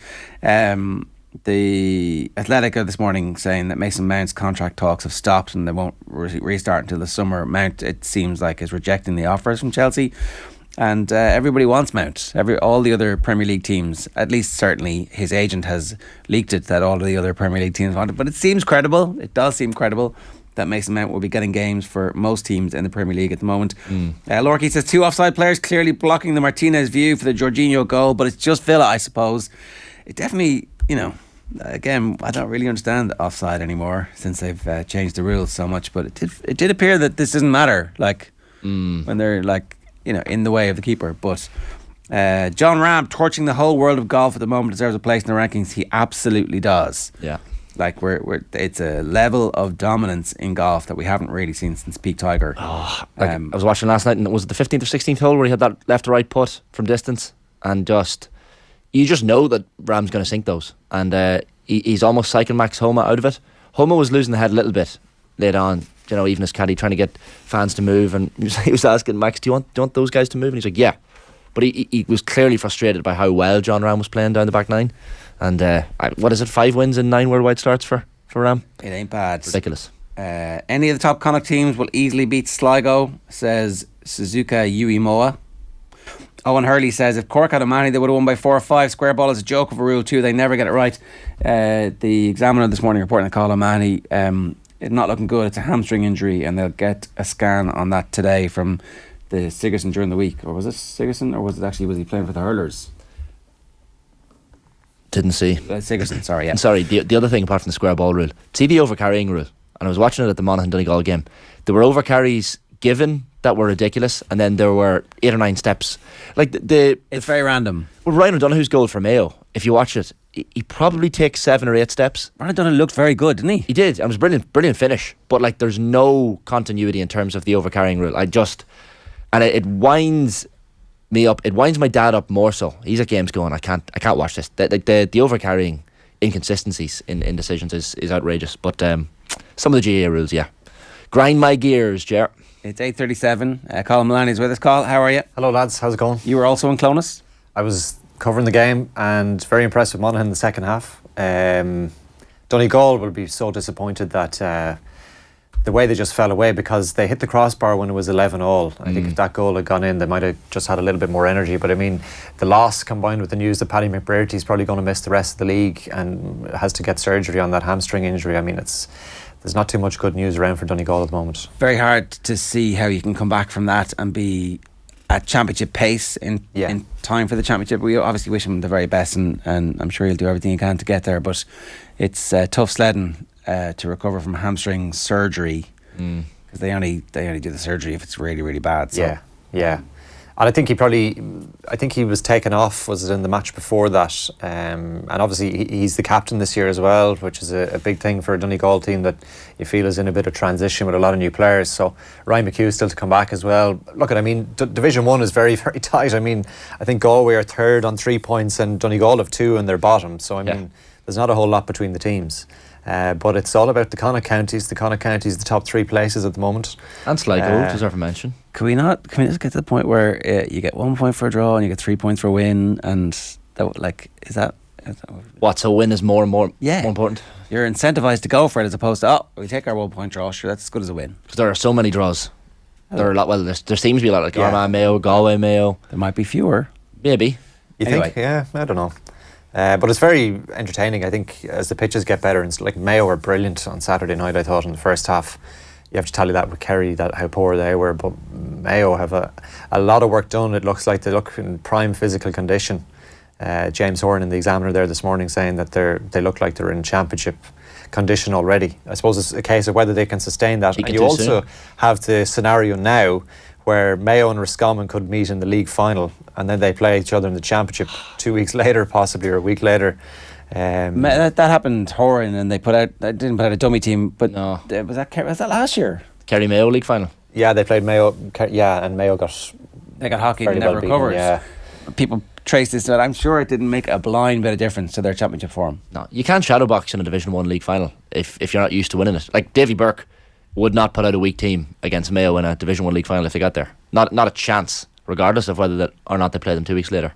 Yeah, I have to give Roscommon a lot of credit. I mean, I think a lot of people would have said that they were probably the favourites for relegation going into this year. They have been a bit of a yo-yo team, but Davy Burke and his management team have done a brilliant job, and they've grinded out results. Like, they were a point down, I think, at half-time yesterday, and they just grinded out the result, and they've got so many good players. Ben O'Carroll as well as one of the younger players that has come in and really flourished. And they will fancy themselves. I know they're on the tough side of the draw in the Connacht Championship, but if they can sustain this league form, you would think they're safe now in Division 1 regardless of what happens from here. And they could make a big impact in the Championship. And I wonder, for the likes of Roscommon, is the new format going to help them as well, where they're, even if they do lose in Connacht, they're kind of freed from the shackles of that kind of tight province where Mayo and Galway have kind of dominated. Very hard to know, right? It depends on how much emotional investment they make in the Connacht Championship, and if they find that heartbreaking, can you then recover for the round robin? Like, if you're... They really value Connacht titles, clearly, and we've seen the celebration on the pitch, so you can't fake that. But at the same time, like, there'll be a home game for them against a proper powerhouse, and then an opportunity to get to an All-Ireland quarter-final, and at that stage, like, these one-off games... Yeah. No, I think getting the 3 wins in the first 3 games is so important, because once you get to 6 points, it's not like you shut off, but they're pretty much safe. Another point maybe will guarantee it. I think they're guaranteed to be safe at this stage. Probably. The way the other results have gone. Yeah. Famous last words, but like the thing, not to get all Brendan Rodgers about Roscommon, but the character they've shown, like they were 3 points down to Tyrone, stiff breeze, and they get 3 goals in the second half. And I think they scored the last 5 points in the game against Galway to win by a point. Yeah. Like, so they really, when the shit hits the fan, Roscommon are brilliant. And that's Davy Burke. Written all over it. He, like, really impressive. They will lose a game in Division 1 very soon. Like, it's tough to keep. No team wins 7 Division 1 games. It just doesn't happen. Hopefully it's the Monaghan game next weekend, because Monaghan need the points. But that seems to be the trend, is that the team that needs the points more towards the tail end of Division 1 tends to get the win. Yeah. So, like, the teams all of a sudden scrapping for relegation. That's why Monaghan have tended to stay up in recent years, because when they need the win, they get them. James Gibbons says Ryan O'Donoghue was being fouled, hence the leeway with the overcarrying. It's ref justice. Yeah, fair enough. But I just mean generally, I suppose, that the overcarrying rule is ridiculous. It's not interpreted properly. How much, Carl, are you giving Mayo? How much you were pointing out how little Kerry had done? Yeah, I think Kevin McStay, when he came in, spoke about the need to get a really strong pre-season under their belts, and they look to have done that. Like, Aidan O'Shea is probably playing his best stuff that he has for the last 5 or 6 years. Killian O'Connor as well got some game time again on Saturday night, and the younger players they've brought through, like Bob Toohey, I think at centre forward, is a really young player but promising player. Sam Callanan for Ballina as well is another brilliant prospect. And they've got a virtually totally new full backline, I think, as well, which has been referenced. And I think Kevin McStay said in the lead up to the game at the weekend that they've passed some pretty stern tests. When you look at Damien Comer and Finnerty for Galway first day out, then you have Rian O'Neill and Grugan for Armagh, and again on Saturday night against Kerry. And that'll be a huge boost to them, because obviously everyone thought that with Oisin Mullen and Lee Keegan gone, that they may struggle in that department. And Paddy Durkin came on there again the last night, so they're in a really good spot, Mayo. I suppose it's a case if they can keep it going. And if they can avoid injuries. They've been hit with injuries at certain stages in recent years that hasn't helped, but they have got that really good block of work under the belt early, and that's certainly standing them in good stead now. But I think, it's teams are at different stages. Like, you don't know how much training Kerry have done, whether they've had a heavy week coming into the game in Castlebar. It's very hard to tell with teams at this stage of the year. James Carr's really maturing. Yeah, you'll hear the talk in Mayo that James Carr is a guy with just bundles and bundles of potential, and they're just waiting for it to unleash and be maybe a little bit more consistent over the course of a season. But he's all-star material, James Carr, no doubt about it. Strong, powerful, scores cracking goals. Oh, only cracking goals. Only cracking goals. So he's a real option for them there. And you also have Tommy Conroy to come back into the whole thing as well. So, I mean, they're in a really good spot. But there's a huge depth of talent in Mayo. Like, their club championships are so strong as well. So I think Kevin McStay will be very happy with where they're at. And not worried about Kerry, or is this like a little canary in the gold mine? Yeah, I think Kerry have so much quality as well that I don't know, would you be worried? But it's interesting to hear Jack O'Connor speaking about what Shane says there at the 6 point mark. I mean, the All-Ireland champions just looking to get to 6 points and stay safe in the league, but it's a difficult one when you're All-Ireland champions. You've got the team holiday and you've got the different bits and pieces to do over the winter time, and obviously they would have enjoyed their All-Ireland, but they will be getting that hard work into the legs, you would think, at this stage rather than the little bit earlier that the likes of Mayo maybe and Roscommon have done. But they'll be fine. And I think, Kerry are still probably out there in front as favourites. Dublin look to be playing within themselves in Division 2. I suppose maybe, I don't know, they're playing at a certain level now, but that was a cracking game yesterday in Páirc Uí Chaoimh. But they'll be thereabouts, you would think, as well. And like Jack McCaffrey, when he surges through for that last point, you're like, he's never been away. He's pretty quick, isn't he? Yeah. He's pretty quick. Who wins Connacht based on what you've seen so far? It's a good question. I think you're looking at that first game between Mayo and Roscommon as been potentially decisive, but I think there's very little to choose between Mayo, Galway and Roscommon, and then on the other side I'd be obviously hoping that Sligo can get through to the final and through to the All-Ireland series. I think that I'd be disappointed if Sligo didn't get promotion from Division 4 from here. But yeah, I think, well, I mean, on current form you'd have to say Roscommon, or they're right there. Team to beat. Yeah, and Roscommon and Mayo is going to be a very interesting game in the round robin series in the league, and if they meet in the final again, there's no love lost there, between those Roscommon, Mayo and Galway. So I was talking to a lad from Roscommon last week, and they absolutely hate Mayo. Yeah. But I hadn't realised the vitriol level.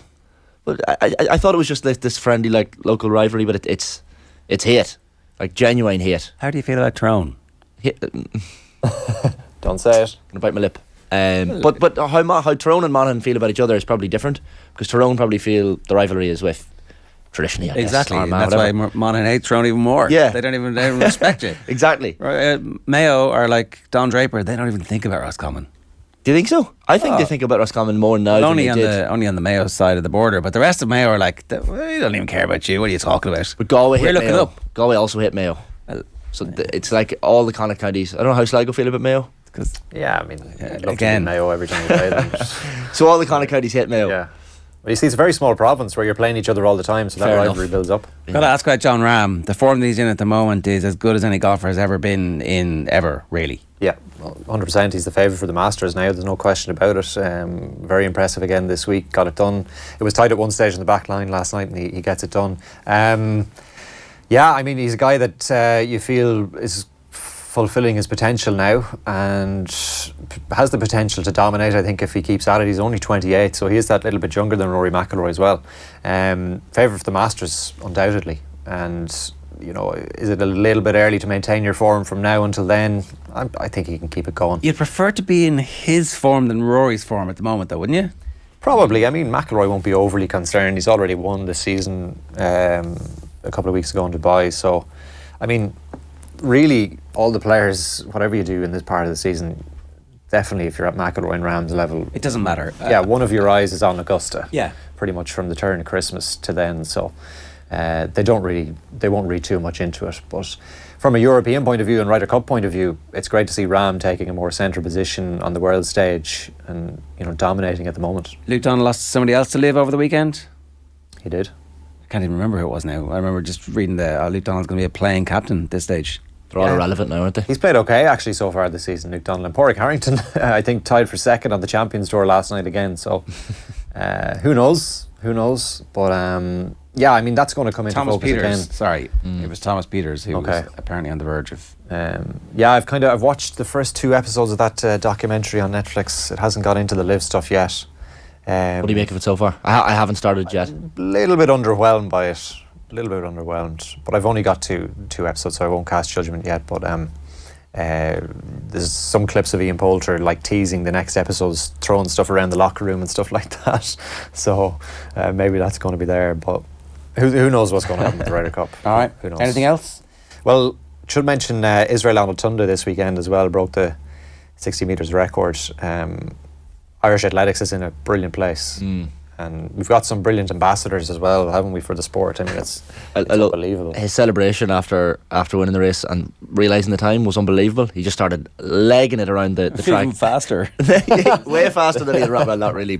And then he falls down, clearly with the worst cramp you'll ever get. Really? I thought he was badly injured for a second because he just collapsed. Yeah. But he's smiling. He had a smile on his face. So terrible cramp, but wow. He injured himself in the celebrations. Never mind the fantastic. race. Brilliant. Fair play to him. All right, good stuff, Carl. Thanks for that. Cheers. Up next, Anthony Moyles looking back at the weekend's Gaelic football action. First, here's Brian Kerr talking about why he thinks Manchester United are now serious title contenders. Is there a chance he could win the Premier League title in his first season in charge? Well, they're in with a shout now, aren't they? I mean, we're 22, 23 matches into the league, and they're in contention. Their rivals have shown weak. They're on the best run of any team since the World Cup break. Yeah, they've won 23 points. Yeah, they're top of the form table.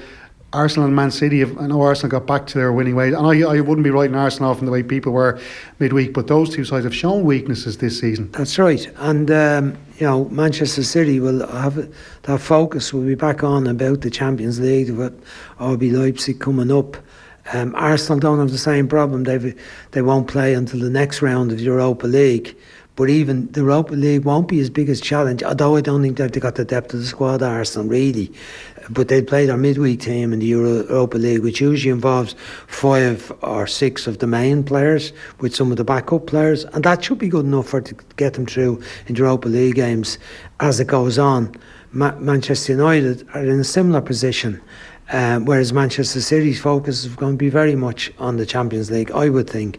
And they don't have a huge squad. They've got maybe real quality up to about 18 players, I think, Manchester City.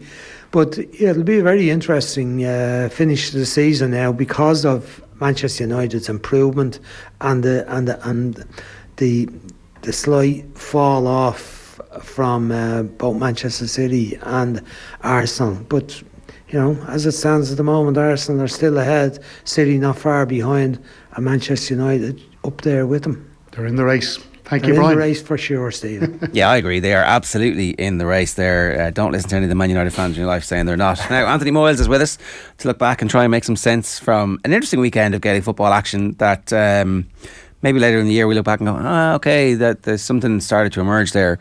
In terms of the list of things where you're thinking of, like, are Mayo performing? Is Kerry not performing? Are the Dubs getting players back? Is that more important than the fact that actually they still look fairly open and not quite sure of their identity? What are your takeaways on the weekend? Where do you want to go first? Mayo? Yeah, let's do Mayo. I thought I don't think two things. I don't think Kerry will be too worried. I think Jack O'Connor will be saying to himself, right, with Cork are definitely a different outfit than they were the last number of years, right? So he's saying to himself, Munster is not going to be the cakewalk as it has been over the last number of years. So I definitely need my big guns back. They were way off it pace-wise. Slow. They need to quicken things up massively. You could just see them. There was a real lack of energy with Kerry in the first half. But, you flip it. I think they were 17-4 down at one stage. And then Mayo, like if McStay, and I'm sure they will look at it, people getting all, really enamoured about Mayo's performance. Yes, it was good first half. They cut them open, but Kerry were at 6s and 7s. Really, really poor. Really silly things coming out of defence and just hoofing ball. We warned last week about O'Sullivan, and I said, well, let's see if the Mockers gets put on him and let's see how he performs. And that's what happened. The Mayo defence tightened up, and I'm not saying it's a harsh lesson for a fella to learn. You get man the match one week and then you get whipped off the second time. And look, he'll bounce back from it, and that's going to be a measure of him if he can. But Hessian was put on to Paddy Clifford, and that was a good move by Mayo, so they got good matchups. They obviously recognised that as we spoke about in the last game, that Clifford obviously is the quarterback role, dropping deep, and they just put Hessian on him, and Hessian went everywhere and did a really good job on him. So I wouldn't be... I could see McStay and the lads, Rochford was saying, the second half there was spells where we were poor, because they went a long time. I think they went over 20 minutes without a score in that second half, Mayo. And they only kicked 2 50s and I think on 1 or 2 other points. So Kerry brought on the bigger guns. So Clifford and O'Shea come on, and all of a sudden there's pandemonium. So obviously to bring that quality, but you could see the rest of the players raise their games around them. So the rest of the fellas are, all of a sudden there's a bit of energy in the team. And even though the game was done and dusted, you'd kind of look at it and go, okay, now he's getting a bit closer. I'd say he probably only had 4 or 5 starters of a team that you would expect to be the All-Ireland kind of team that they'll push through in the first round of the championship. Even then, because notwithstanding the fact that they're going to have a game against Cork in Munster, it doesn't actually matter either, because after that we're going into, then there's a round robin, and in that round robin only one team in your group of 3 is going to be eliminated. So even then you still have loads of room to get to. So the quarterfinal team in the All-Ireland is still 12, 13, 14 weeks away. He's got plenty of time to get those guys in and plenty of time, get to a level where they're managing themselves. I think so, and they probably it is the thing of the season. When you go, you win your All Ireland, you celebrate, you go, you obviously have the club run that certain players had.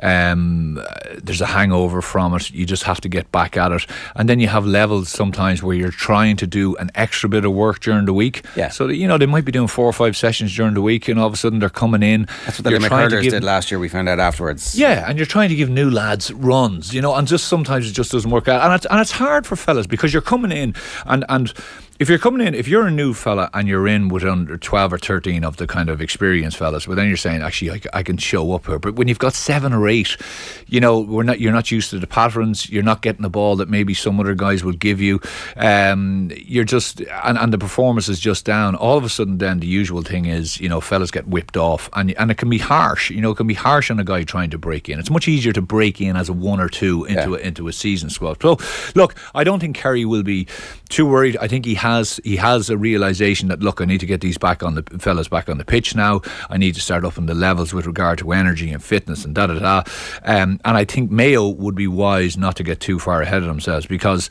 as I heard your boys talking earlier on, Connacht is no cakewalk, and the levels are being risen there in every aspect. So I think McStay and them, they'll realise that. They are finding some patterns, and the O'Shea thing in full forward and dropping out to 11 is causing mayhem. And what he's doing this time is he's just being a ball winner, and he's then able to take the hits and transfer the ball off. He's not even thinking about really turning around and getting his own score, which he kind of felt a bit of pressure, I felt, sometimes when he went in there before, that he had to get scores as well. Actually, he should be just ball winning and just laying off the fellas coming fast at pace. So Mayo, but that team, strangely enough, that team wasn't far off probably Mayo's starting 15, I would feel, whereas Kerry were way off it. And it's no harm for Mayo, though, to get that level of confidence going early in the season. It felt a little bit like they needed that those patterns of play you're talking about that Kerry will get later in the summer. They've plenty of time to get to that. Mayo don't really have plenty of time if they want to come through Connacht feeling good about themselves. Yeah, absolutely. No, they need to establish it early, and they need to work on it early. And you know what? So what if everyone notices they're doing it? Just get it good. Have the pattern right. Have a B, a B passage to go to if needs be, which they have, because they can bring O'Shea out.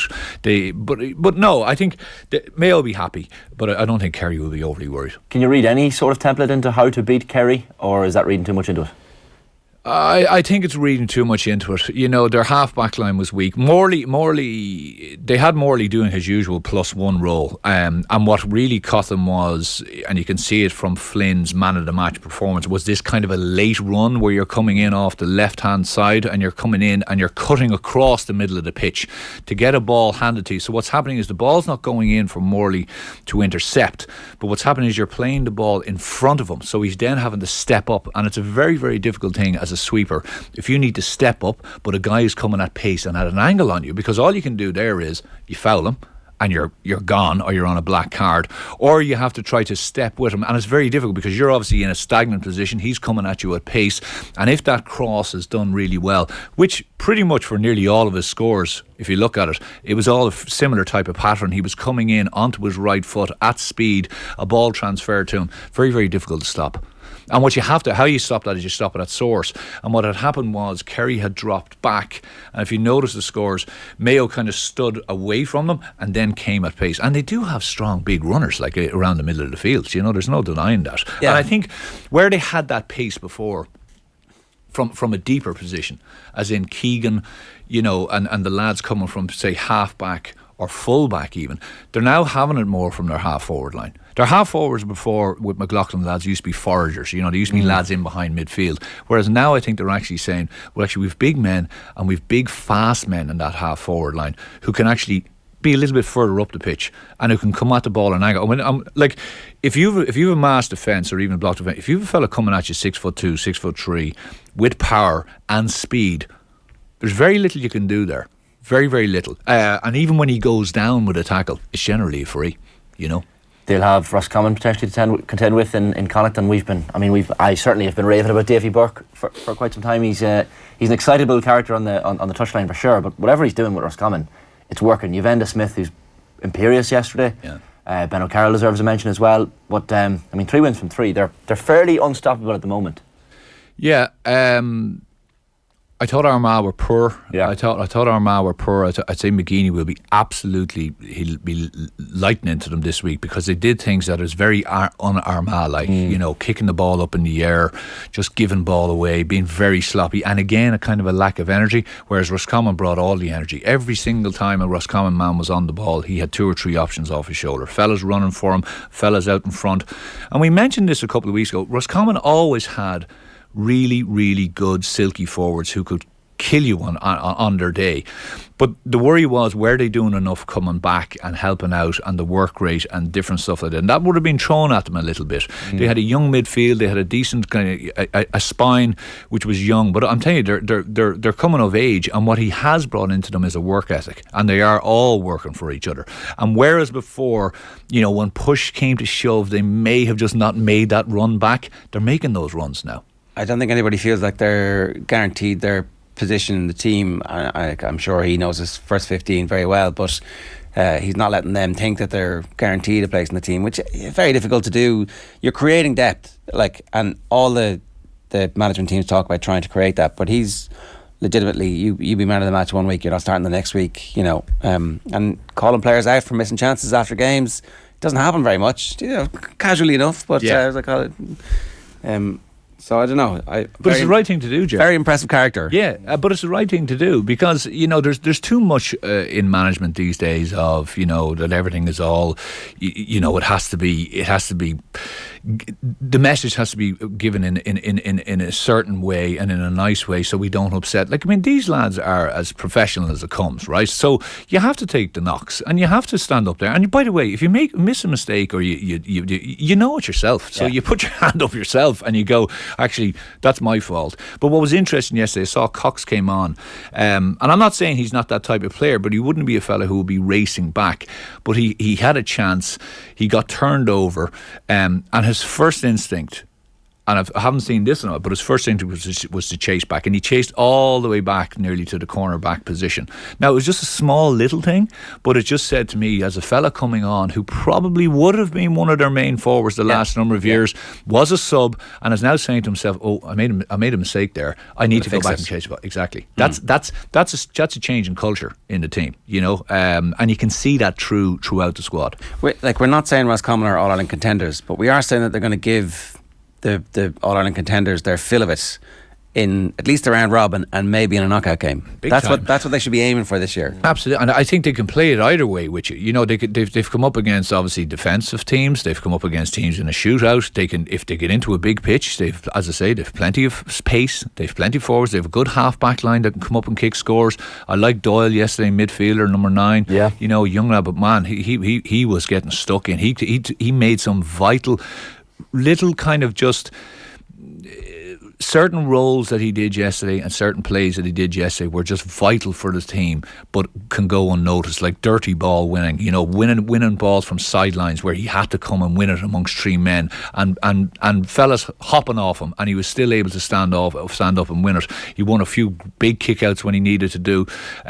So yeah, they're gelling really, really nicely. McGeaney, I don't think McGeaney will throw the toys out of. Well, sorry, he will throw the toys out of pram. He'll most definitely throw the toys out of pram this week. He's a good few injuries, but I felt up front they had O'Neill's number a bit, and then I felt they were very, very light up front, Armagh. I was kind of going, where are the scores going to come from here? Duffy had his 4, but then should have given the ball off as well to Grugan at one point for a goal.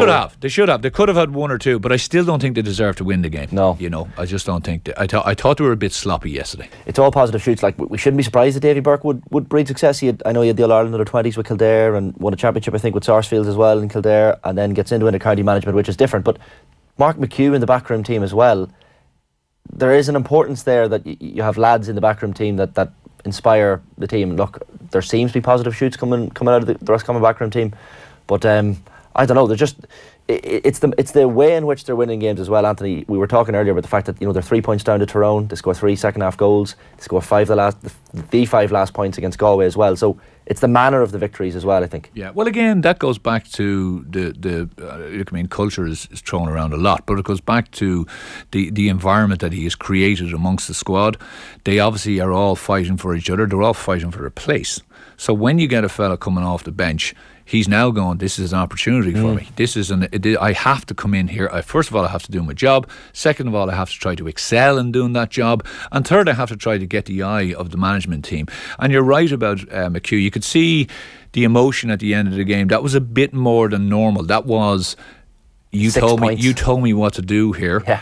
Burke tipping his hat to McHugh about obviously the rivalry. Obviously he would know very well with Armagh, and it worked. And you could get a sense there, that it was like we had a plan for this, and it came true, which is positive. Dublin beat Cork in a topsy-turvy game. They needed a last-second save to prevent a 77th minute or 78th minute goal for Cork, which would have given Cork an unlikely and maybe undeserved. But at the same time, Dublin had this game home and hosed.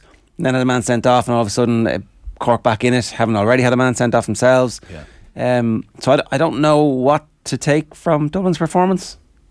Yeah, it's a strange one. You don't want to talk about referees, and you don't. But I think throughout the weekend, I don't know what happens. It's like referees are nearly given a memo to kind of ref the league in a certain manner, because some of the yellows, some of the cards, you're just kind of going, oh, Jesus, there has to be a level of intensity in the game. There has to be, even for the crowd, even for the players. And when you're filtering that out so much, people say, oh, it's really a championship pace now, or oh, it's championship now, it's tougher. It shouldn't be that way. Like, the league is as much and as important as the championship is, and you have to be able to test yourself, and there has to be that level of physicality has to be allowed. So not that, and that's not even, by the way, about the Cork Dublin game. It's just throughout games that I watched over the weekend. I thought Cork would be sick. I think they deserve something more out of the game. When Maguire got sent off, I think Dublin kicked 4 or 5 scores to go 5 up, so they made hay, kind of like the sin bin in rugby. They really made sure they made hay, and that was actually a gap that Cork then never really managed to get back themselves. They probably could have had at least another 2 goals. Like, Hurley's was a great, unbelievable save at the end, but like the square ball is never a square ball. I know, I could hear you. Like, there's no need to ban the square ball, because you've literally got 2 sets of eyes standing within 3 metres of it, who one could look as the ball's coming out. A ball, a high ball in. Just watch where the players are. It's not that difficult. No, it really isn't. But let's not even go there. But what Farrell, I think, will worry about. I think he will worry about 2 things. I think he will worry about that he has not yet got a forward to carry the mantle, because Costello just isn't doing it for me. He got a point yesterday. He should be, like, if you think back to Bernard Brogan, or if you think back to the lads in the last number of years with Dublin that were really shooting the lights out for them they were always doing it in the league as well. So there hasn't yet been like Paddy Anders would kick 4 or 5 points in that game. Paddy would have, you know, and Burner would have got his thing. Alan, you see, you're kind of relying still on Dean with the freeze. You know, Con comes in and kicks a few. Kilkenny looks a little bit off it for me. He was very poor for the goal where they transitioned the ball down the field. He's actually ahead of the Cork fella who gets on the end of it, and he just can't get back. You actually see him; he just can't. The Cork guy burns him on the inside, and the same literally happened in the second goal, because Scully did the same thing. He was ahead of the Cork guy. He sees it. They're all ball watching, and a ball comes in behind. So they're a little bit. I think they're a little bit open at the back. Hurley gave an absolute masterclass yesterday, like a masterclass. He had Mick Fitzsimons in absolute 6 and 7s, and they're playing this one-on-one at the back. You know, they're playing, listen, you have him, we trust you to have him. So they're not really, like John Small is marking now, whereas John, for the last number of years, used to play that +1 role. He's now marking 11, and he had his fill of it with Powter. I thought Cork were really, really good. They were electric when they got the ball up front. Their 5 and 7 are really solid. The 6 is a solid player. They have a lot of pace in the team. And they would be sick that they lost that. And I have to say, like, the referee's decision at that particular time, Maguire's a big player for them. He's a massive player for them. And it probably cost them a red card, which, I mean, so a square ball goal and the red card, and the does, as you say, get the leads. I know. And another ball came in near the end, not too far, with the other midfielder plucks it. He wasn't square, but he jumps out of the square, catches the ball. Now, I'm not sure of a particular rule. Like, is the rule where you start? I don't know. But anyway, he lands and it's a free. And you're kind of thinking there was a bit of mayhem there. That could have ended up with a score. And again, it's tight margins, you know.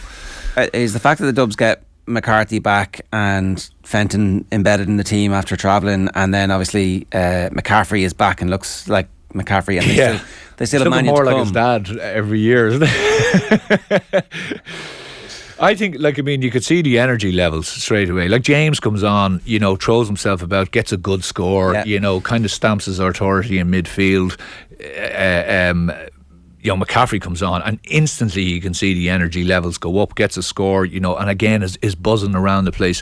And it is what they need. I think they've missed massively that half-back, you know, the overlapping where they used to just come at that electric pace and no one could stick with them. And the plays were set up that eventually there would be a ball over the top and they'd be just coming right through and goal. And of course they haven't had much in either for that really, really electric pace of the wing. Not panic just yet. I don't think so, but I think, like, he has tried a number of lads in that forward line, right, in that full forward line.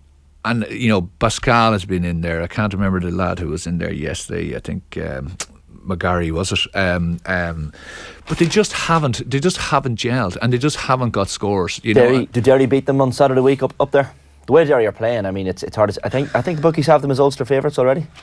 They still have a few lads to come back. Paddy Small's yet to come back. You know, and Paddy Small is and Davy Byrne will come back in, I would imagine, into that full back line. So you still have a few. Merchant will come back in. So there's 3 players straight away. Like Paddy Small, bar injury, Paddy probably would have been looking at this league campaign as a real campaign to start setting his mark, because he's left foot, he's different, you know, he can come in off the other side.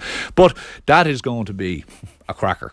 Like Derry are playing at a level now where it's not even that they're playing unbelievable football, but they are just playing like a machine. They know exactly what they're at and what they're about, and they know their game plan inside out. And if you fall into the trap, which they lure you into, they'll just eat you up all day. But they can be got at. I noticed, like, people are saying Meath were bad. Meath could have had 3 goals in that second half, and actually I would say Gallagher could sit back and look and say, actually, we were opened up a few times there, and if Meath had a little bit more composure about themselves, they could have had 3 goals in the second half. But, you know, the game was dead and buried at that stage. But if you fall into the trap of giving the ball back to Derry, good luck. We can talk about Meath again. Pretty disappointing first half. Very disappointing, and that's what I'm saying. They fell into the trap. And what they tried to do is they tried to replicate what they have been doing, which has been kind of working. But we mentioned it last week, and we mentioned it, or 2 weeks ago we mentioned it before. They were conceding a lot, so they were giving the ball to teams, and their defensive structure, I believe, is not set up yet. Right? They are one-on-one. They don't really have a defensive midfielder, and so they're getting opened by teams. Like Cork should have put 220, 221 on them. Clare could have had 17, 18, 19 points on them. So if you give the ball to Derry won't kill you on a shootout, but what they'll do is they'll just make sure you don't get the ball back. Yeah. And what they'll do is they'll just grind you down, they'll get their scores, and then they'll set up. And when it was kind of all done and dusted, they then realised, actually, we probably have to run this ball. And at that stage, it was too late. Yeah. All right. Good stuff, Anthony. Thanks a million. No bother, lads. That's this week's Allianz National Football League conversation. You can get more on the Football Pod as well. But don't miss all the action in Rugby Daily later today in your OTB podcast network, bringing you everything you need to know about rugby every day. It's all in partnership with Deliveroo. Deliveroo have some great bundles and deals to enjoy with the rugby. So open the app, make your choice, and watch your rider come to you. Deliveroo, food, we get it. On OTB Sports Radio today, Colin Gooch Cooper at 1 o'clock, Splonk at 3, the Dublin Dons classic documentary at 4, and Joe meets Sherlock Nan from 6. The show is live tonight with Joe, bringing you Monday Night Rugby and much more besides. During the ad break, you're going to hear Kenny Cunningham talking about Spurs' inconsistencies this season. Up next, Alan Quinlan. I don't really get it, to be honest with you. We've all had those, we've all played in games where individually or collectively it just takes you kind of a while to get going, but consistently over the period of like 4 or 5 months, Tottenham this season, never been involved in that in a team, whether you're competing high, middle of the table or the bottom half of the table. Look, the quality of football sometimes can't be great opening half of a game. Your passing's not quite at it or anything like that. But in terms of the intensity and how you start the game, generally speaking, you're at it. You're going out of the dressing room onto the pitch, and that's the kind of message that the management send, and that's the message the players are delivering to each other. You're geeing each other up. We're going to be right from the kick-off today. First tackle, first header, you're going to win a first ball down the sides, first forward run. Really kind of high energy start to the game. That's what you want. That's what any team wants. Well, that definitely wasn't there because West Ham had their best chance after 45 seconds. Yeah, I know. Just don't see it. I'm really scratching my head, to be honest with you. It's a shame, really. Sports supporters will be frustrated because we're looking at the team thinking, despite that inconsistency that you were talking about, they're still sitting fourth in the league. I mean, what position would they have been in if they hadn't tapped into that bit of consistency first half of the season? But that said, glass half empty or half full, they're still in a really good position. Fourth now in that Champions League position. Got to push on now. They must get a bit of confidence from that game today, and a bit of confidence from the fact that they know that they're better, Nathan, than what they're shown at the moment. And if they can tap into that second half of the season, they'll be in a strong position to grab one of those Champions League places. OTB AM. Off the ball. How much bigger is Celtic than Leeds? A lot. Wow. Are you having that, Cameron? Not at all, no. I would say Really? we're probably about the same, No given the chance, historic. Cameron. Really? What? Glad I'm in between the two of you here. No, I respect Leeds, I absolutely do, but no, I wouldn't think that All they the history. are on the We've same years level. and years of history. Subscribe now to the OTB Football Podcast stream wherever you get your podcasts and download the OTB Sports app. OTB AM with Gillette. Get into your flow with the new Gillette Labs Razor with exfoliating bar. Alan Quinlan is with us at 16 minutes past 9 on Monday morning. We can talk about the games the weekend and who's putting their hands up for selection and all that kind of stuff. But the Wales situation, the competition for the worst run rugby organisation in the world, Wales are winning this hands down at the moment. There's a real possibility that there will be a strike. Yeah, and that would be a disastrous situation for everyone, I think. You have to feel sorry for them. The question I would ask is, the deal that's been offered to the regions, which hasn't been signed yet, obviously has a knock-on effect then with what budgets each of the teams have to sign up players and get their playing squad for next season. The offer obviously is not what is expected. There's cuts. There either isn't the money there or they're offering them rubbish money. So someone needs to clarify that. Obviously, I think it's the obvious part of this is that the money is not there. So the players striking and all the turmoil that's going on, are they going to get more money out of that? I don't know, but it's a sad state of affairs, and it's a shame for all those guys. I know what it's like when not be worrying about the mortgage and come June or July that you're out of contract. But the last couple of years, it does play in your mind when you're getting 1 year contracts. When and what time of the year does the 1 year contract come? They usually start, and you'd usually be talking November, December if you're very much wanted and you're a certainty that the club wants you to sign. So they usually get their business done before Christmas, particularly in the international squad.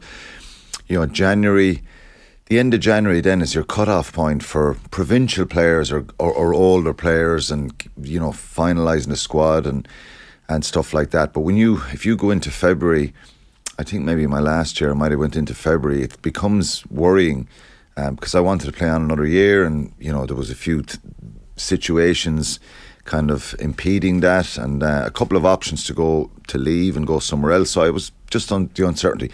Totally different situation. These guys are young players. Some of them young players who don't know. So basically, Ger, they should have had their contracts kind of agreed pre-Christmas or the first week or two of January. You can relax then. You sign your 2-year contract, and you know that you have that bit of security. Taking the pay cut isn't the biggest part of this, because inevitably after the pandemic and the Welsh Rugby Union being under pressure financially, the pay cut isn't the big issue here. It's the actual security of not having any contract.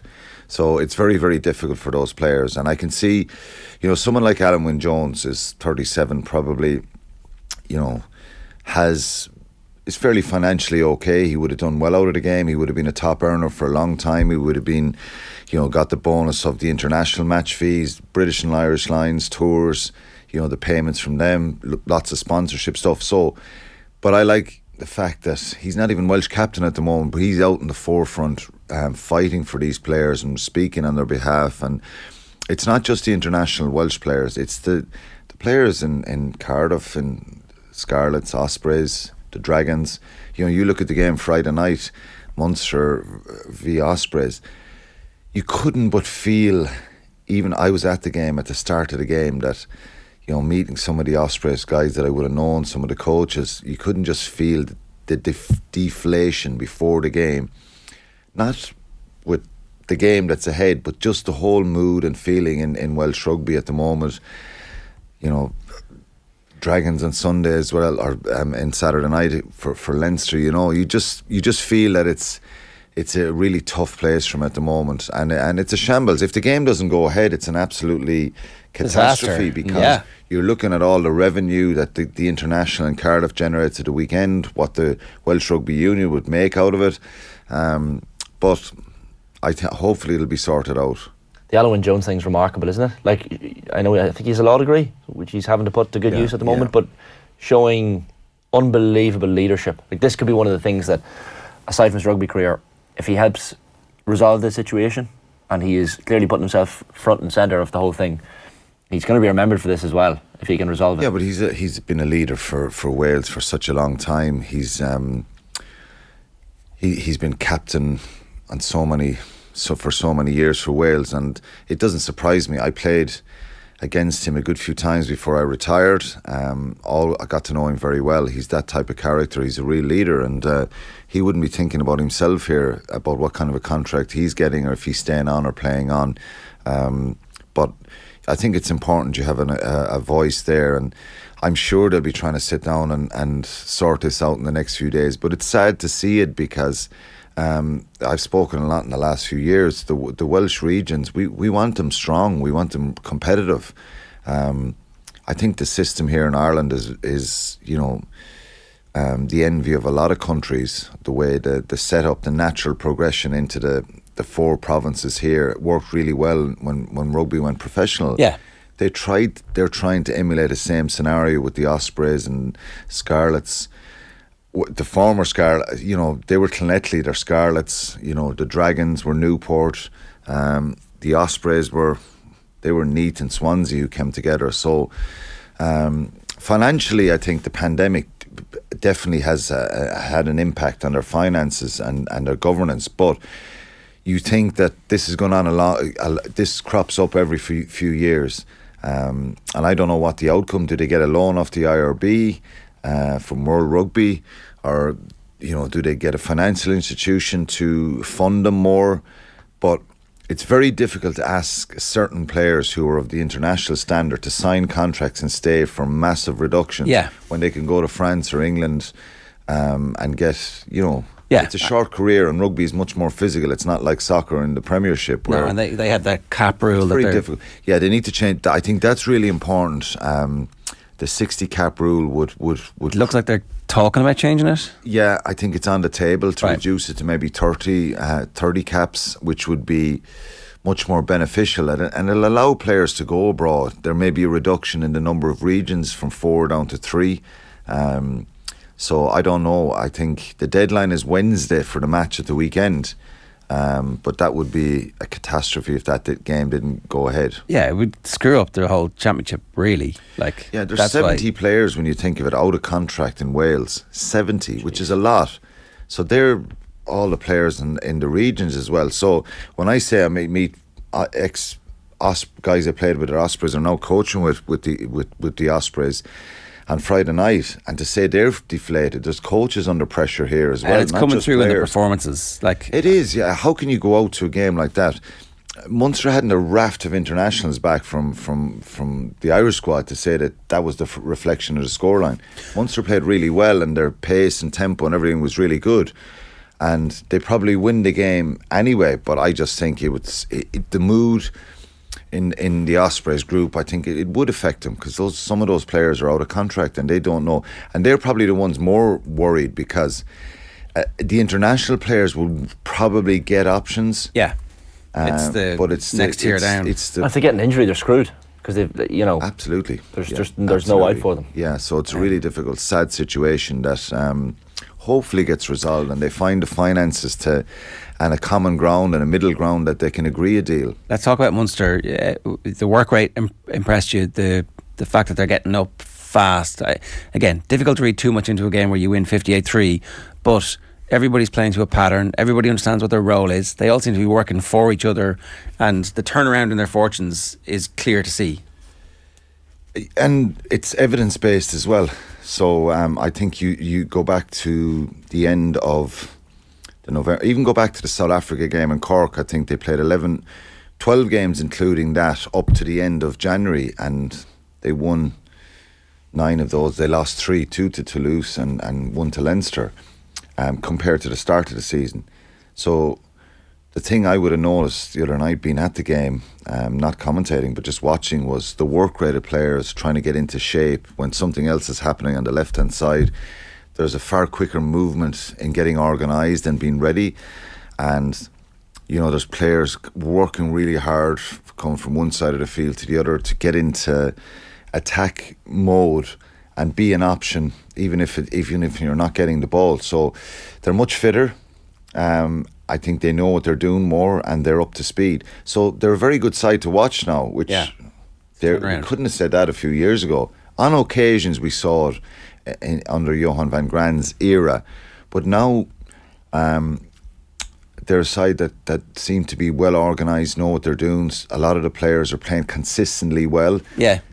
They look excited about getting the ball, wanting the ball. So it's much better, much better. I've spoken about Connacht for years. Connacht have been kind of looked like a team, and obviously some of the results have been inconsistent, and they haven't made playoffs and Europe in the last couple of seasons, and they'd be disappointed with that. But being a good side to watch is one thing. You have to get results. So I think Munster's results, they've gone from 14th in the table up to 5th. Connacht are gone into the playoffs now. Yeah. Position, which is a big turnaround for them as well, given where they were in the table. So both Munster and Connacht were struggling. Leinster and Ulster were at the top of the group throughout the campaign so far. So I think Munster were so much better, and their attack is so much better. And just if anybody's wondering how Johan van Graan is getting on, his team are bottom of the Premiership in England. They're the worst team in it. This guy was supposed to get a new contract. The IRFU thought he was doing a great job. Yeah, well, I think, look, we can laugh at the Welsh, that rugby, that's really badly run, but the IRFU were going to give him. But I think Johan van Graan, I think Stephen Larkham's, you talk about attack, Stephen Larkham was brought in to develop the attack in Munster, and so this seems like constantly certainly a pair of the minute asking about the attack and what happened. Yeah, so they've moved on from that, and I think they're now it's Bath's problem. Well, it's for Munster now. Their attack is so much better. They've got the Scarlets next, and then Glasgow, 2 more home games, and then they've got to go to South Africa. Connacht had this South Africa stuff at the start of the season, which really hampered them and put them in a difficult position. But I think it's brilliant that they're back.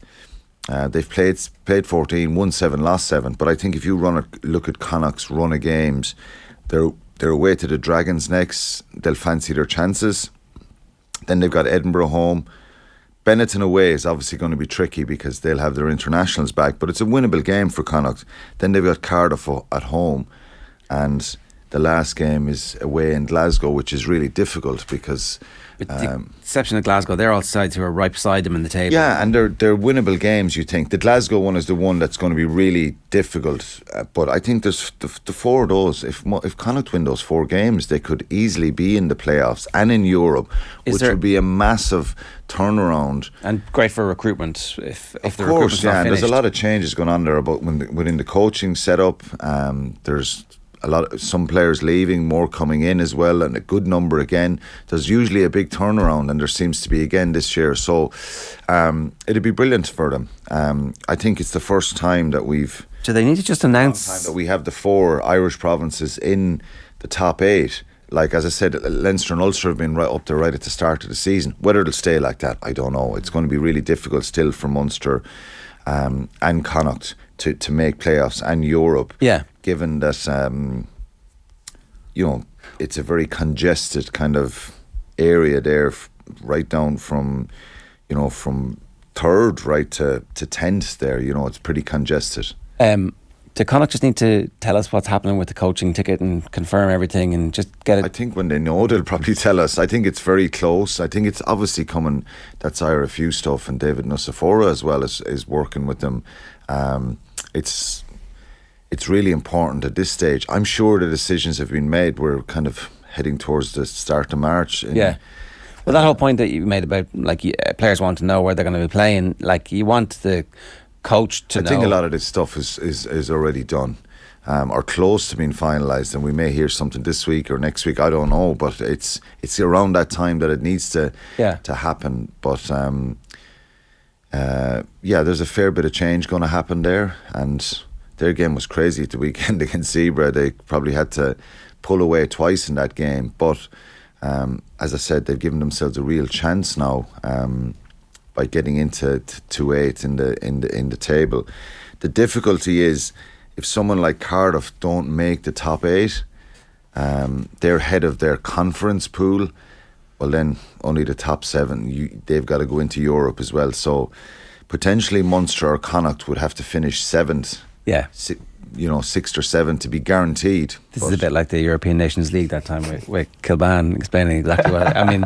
It's actually not as complicated as you think. Okay, I get it. There's the 4 pools, and we have to grandfather some of the teams in. And if you finish top of that pool, like the Welsh group, someone if Cardiff don't make the top 8 and they finish top of their pool, they qualify for Europe. Yeah. So someone drops out. I know I'm jumping the topic here, Connie. Is there any reason why Andy Farrell should not include Gavin Coombs against Italy? Well, he's making such a real compelling case that it's really interesting to talk about and look at the Gavin Coombs situation.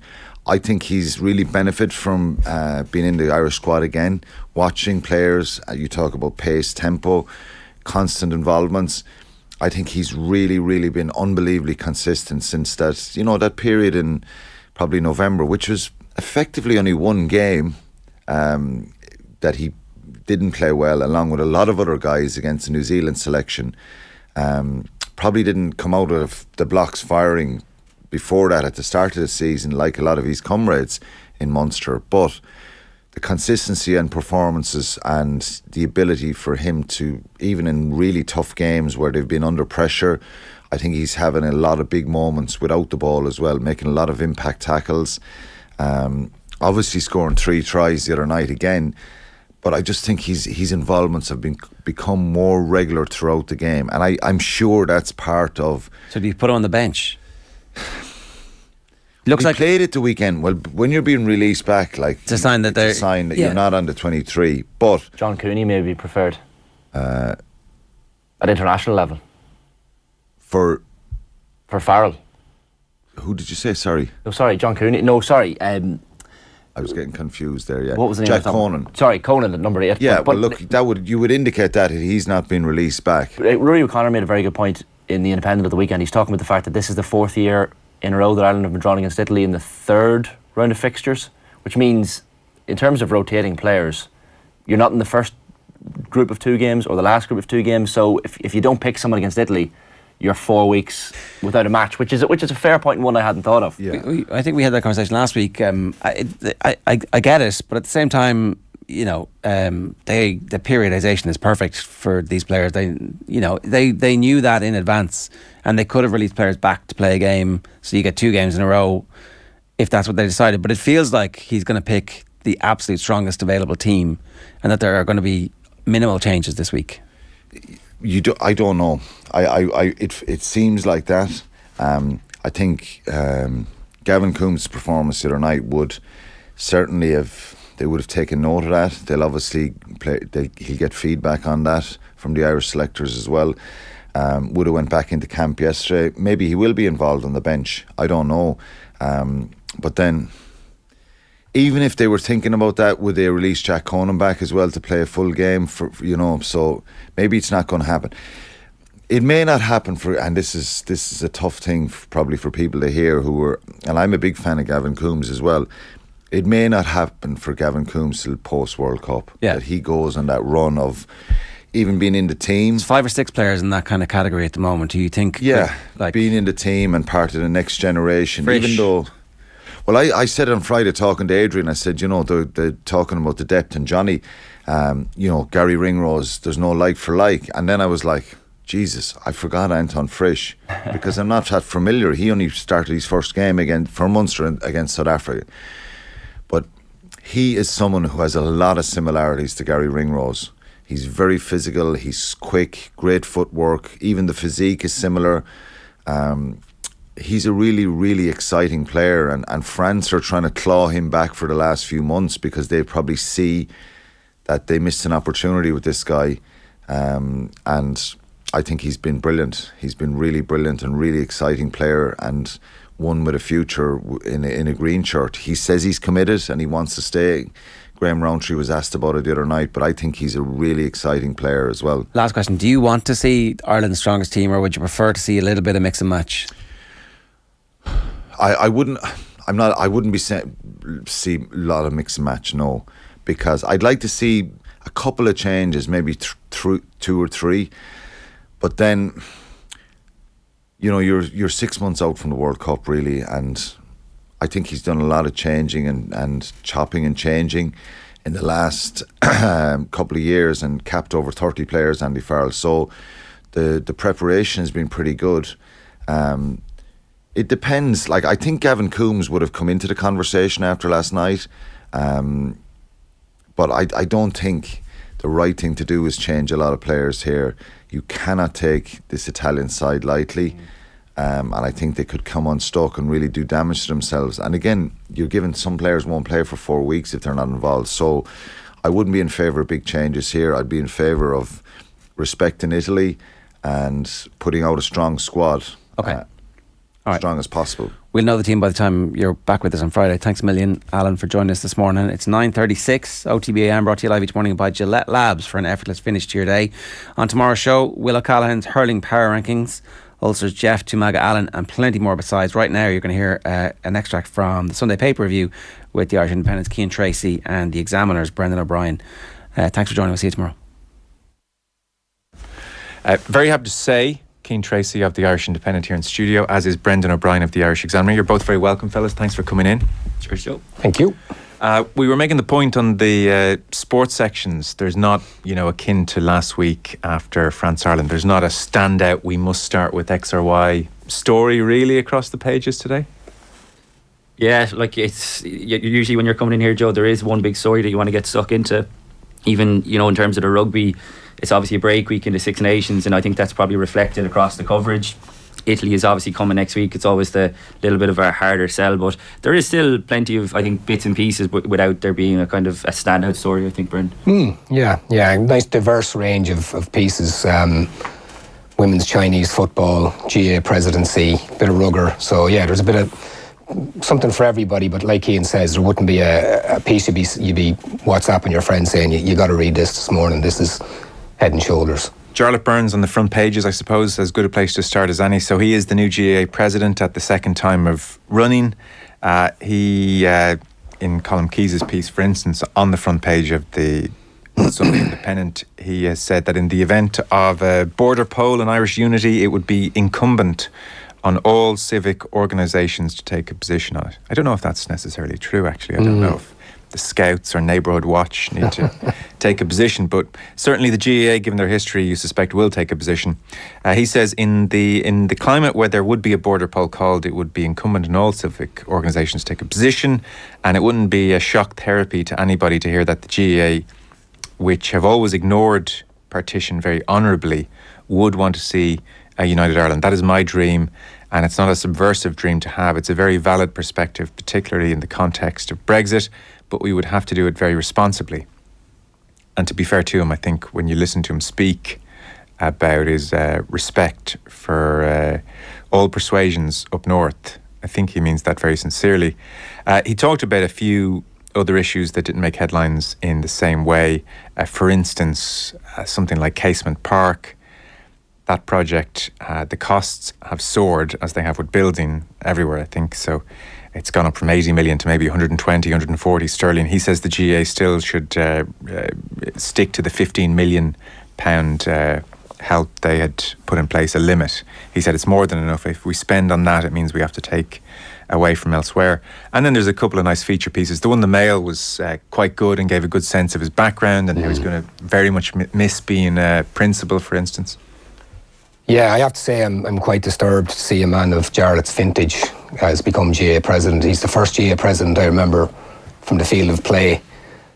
He's less than 10 years older than me, so that's kind of a splash of cold water on a Sunday morning when you see that happening. And it kind of strikes that he's the right guy in the right place. When you mentioned the Brexit polls and stuff like that, or border polls that will be coming up, and the manner in which he has been so he has embraced the other side of the argument from the unionist perspective. And he was on the GAA Social a few weeks ago. He talked very, very well about it. And that piece that you mentioned from Philip Lanigan in the Mail on Sunday does give a very good synopsis of the person. He's gone over to watch Arsenal at the Emirates. The pioneer pin he was wearing. He talks about unionism and inclusion. And even something like his son Jarlath Ogue, who's on the Armagh senior panel. So this is a guy who was captain of Armagh himself in '99, which isn't a million years ago. It is the last century, I suppose. But the fact his son is part of a county panel at the moment gives him that very concrete connection to the inter-county game, which is going to be very, very important. So it strikes me he's the right man at the right time. I saw a clip of him addressing his Silverbridge club colleagues in level 5 of Croke Park on Friday night, which was fantastic. The guy is a really good speaker. He's very, very eloquent. He's been an analyst throughout a lot of his post-playing career. And Mick Foley in the Sunday Times makes the point that he might be the most eloquent, potentially progressive president since Sean Kelly. Good on detail and big picture stuff with the ambition to still make it count, but someone's still considered an outsider among the inner circle of power brokers. And that's interesting as well, because he's never been a county board chairman or a provincial council chairman either, which is very, very unusual. So when you consider that the president at the moment is Larry McCarthy, who was the first overseas president, now we've got a guy who's 55 years of age who hasn't come up through the traditional power structures of the GAA. So that's a really couple of interesting sides to him as well. And the fact of it as well that the current Director General is Tom Ryan, who is very much a guy who doesn't want to be in the media all the time. That's another interesting side of it. So now you have this guy who's well able to talk, and which I seem to mention this every time I mention the GAA in here, but you have the twin pillars at the top of the GAA. You have the DG and you have the president who comes in for a 3-year term as well. So I think in terms of balancing out those two guys at the top of the organisation, that sounds to me like it might be a good fit. So yeah, very interesting as well, because it wasn't a brilliantly headline-inducing Congress in itself. Mick Foley has the piece about the other key motions.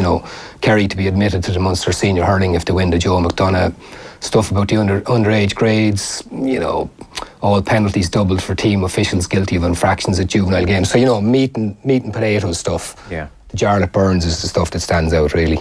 Yeah, it's Philip Lanigan's profile piece in the Mail, and he agrees with your point. He says Burns offers a modern, dynamic, articulate face to the GAA, qualities that no doubt fed into his emphatic victory. And the other point Burns has been making quite vociferously over the last couple of days is about amateurism and really upholding and strengthening the GAA's amateur status. He said, every county I went into, they're telling me they're overwhelmed by the amount of money that they're having to spend. He says this is giving a tremendous dividend, because if you look at the high performance culture that exists within our Division 1 and 2 teams, you don't want to be seen as a Luddite to be pulling that back, but you have to remember we do have an amateur status. And if you look at the amateur status that exists in American universities, they are very robust in protecting that. I don't think we're protecting it strongly enough with regard to the number of times we are asking our players to train, their cardiovascular load, and the number of backroom teams, the size of panels, and he wants to work with the GPA to try and find a proper balance. Best of luck, Jarlath. There's no going back, I think. I don't know how you would implement that, and what's more, and it's always the debate with any GA president who comes in talking of grand visions, you're there for 3 years, and what power do you really have beyond soft power? Yeah, like the headline jumped out to me. I'm going to be clear on this. I do not want a legacy, but I'm kind of thinking, do you not, as president of GA, do you not want to create some sort of legacy? It's a strange selling point. Like, exactly, yeah. I don't want a legacy. Yeah, like, I just want to come in and be forgotten about. I thought that was a bit strange, but it's a good piece. Like Brent says, it gives a flavour of the man. Clearly family is really, really important to him. This line jumped out: never afraid to think big. This is someone who looked at booking U2 for the GA's 125 anniversary celebrations at Croke Park. So yeah, family definitely comes across as being real important to him. I think he was wearing his dad's tie, it said, and a pin as well from a clubman. So I have to say, when I knew I was coming in here and I saw the GA Congress was on, my heart sank a little bit, I have to say, because if there's one thing that just does not float my boat, it's GA Congress. So thankfully there was something to get stuck into other than that. Doesn't float the boat of the GA Congress correspondent. Yes. No. I sat through a few of them in my time, and there's been some very, very interesting ones. There is culturally changing events that happen through Congress, but maybe this isn't one of them. But just on Burns as well, I mean, the right guy at the right time in terms of, the border poll and all that discussion as well. And it'd be interesting to see. I mean, he talks about not wanting a legacy, but there are some big things coming up on his watch, and how he gets through them. You mentioned the amateur status, and I'm always reminded of Eddie O'Sullivan's thing about you can't unring a bell. So that is just a multi-tentacled problem that nobody's going to, and 3 years he's not going to be there long enough to do it, but that will re-emphasise on his watch. And the other thing then is the integration of the 3 organisations with the Ladies Gaelic Football and the Camogie Association. And it's interesting, his background, he's coming from a club which seems to be very well integrated in that sense, and maybe one that kind of doesn't see the fuss about it in terms of, well, we can make it work. But we all know from experiences and anecdotes around the country that there is a lot of tectonic plates jarring up against each other, and how you make that work, that's another multi-tentacled problem that is going to be very much in the focus on his watch. And he's talking about here, if we're going to divide our assets in 3, which is what we would be doing with integration, I think it would need to come with a massive injection of facilities for us. So next question, where does the money for all this come from? He's big on facilities. Yeah. But I mean, we see this. I see this where I live. I mean, as well, the GA club has had to spread out beyond its boundaries to public pitches, and we see that everywhere. Soccer clubs are the same. Rugby clubs are the same. And at a time as well, I mean, facilities, it's not just about we'll buy that field. There's drainage, there's upkeep and everything. There's, the cost of living is soaring all the time as well. So there's a lot of things on his watch. So maybe he won't have a legacy, but there's still plenty to get stuck into. Another GA story of sorts, page 18, Sunday Times. This is Michael Foley, and he notes Dr. Kieran Murray, who's a consultant doctor, and Dr. Colin Murphy, the Cork hurling team doctor, around the time that the Glenn Crokes controversy was dominating the airwaves, they had put into the public their master's dissertation about drinking and gambling trends amongst male and female intercounty players. And the top line results were shocking, says Mick Foley. So they based it on figures derived from a survey undertaken by the GPA. Their research suggests that inter-county players 6 times more likely to become problem gamblers. About 0.8% of gamblers in the general population would be classed as problem gamblers. But from a sample of just under 700 inter-county players, that was 4.8%. So in the general population, 0.8% of us are problem gamblers. Within GAA inter-county players, 4.8%. And it concludes as well that 79% of inter-county players are gambling, and again, general population 65%. I don't find that too surprising, I must say. 75% inter-county players, 65% in the general population. I would think lots of the general population have zero interest in sport, whereas obviously inter-county players generally would have an interest in sport and be more likely to gamble. I was surprised, said Murray, at the high percentage of problem gambling, and that all problem gamblers were male. All problem gamblers were male. And he goes on to say that a few academic papers have dedicated themselves to the issue of gambling amongst elite sports people, but there are soft signs of compulsive gamblers that align close to the personality types that excel at elite sports. High energy levels, expectations of winning, intensely competitive, relentless optimism, plus the point as well is made that often these GAA players are bored silly if they can't socialise and can't have a drink and can't go out and do all the normal things that you might do. So if you're looking for a bit of a buzz or a bit of high, then maybe gambling is one of the outlets. And of course it's so accessible. So shocking, maybe not surprising at the same time, or whatever that phrase is. I always misuse it. It's the type of thing though that you kind of hear about in Premier League, or not Premier League, but footballers in England. You know, young kids going over, or not young kids, but young lads going over and just nothing to do in digs or whatever, and they just turn to gambling. So to see it so stark, I guess, you know, you kind of touched on it there, Joe. They're making the point that because they don't drink or socialise, they need that outlet, they need that high. But yeah, I was a bit surprised that it does seem to be so rampant. Yeah, I'm reminded of all those biographies of Irish footballers going over, and I think Niall Quinn's one was very good about, was it him who was throwing pennies up against the wall to see it stick, you know, after training.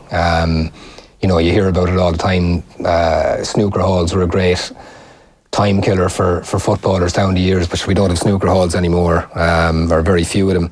So it isn't surprising. And Justin Campbell, the addiction counsellor and former Galway hurler, did put it very well there. And there's some good kind of personal stories about the Tyrone footballer, Niall McNamee, Oisin McConville, and you know, just how they were, Richie Power, from very small acorns, this huge problem did arise.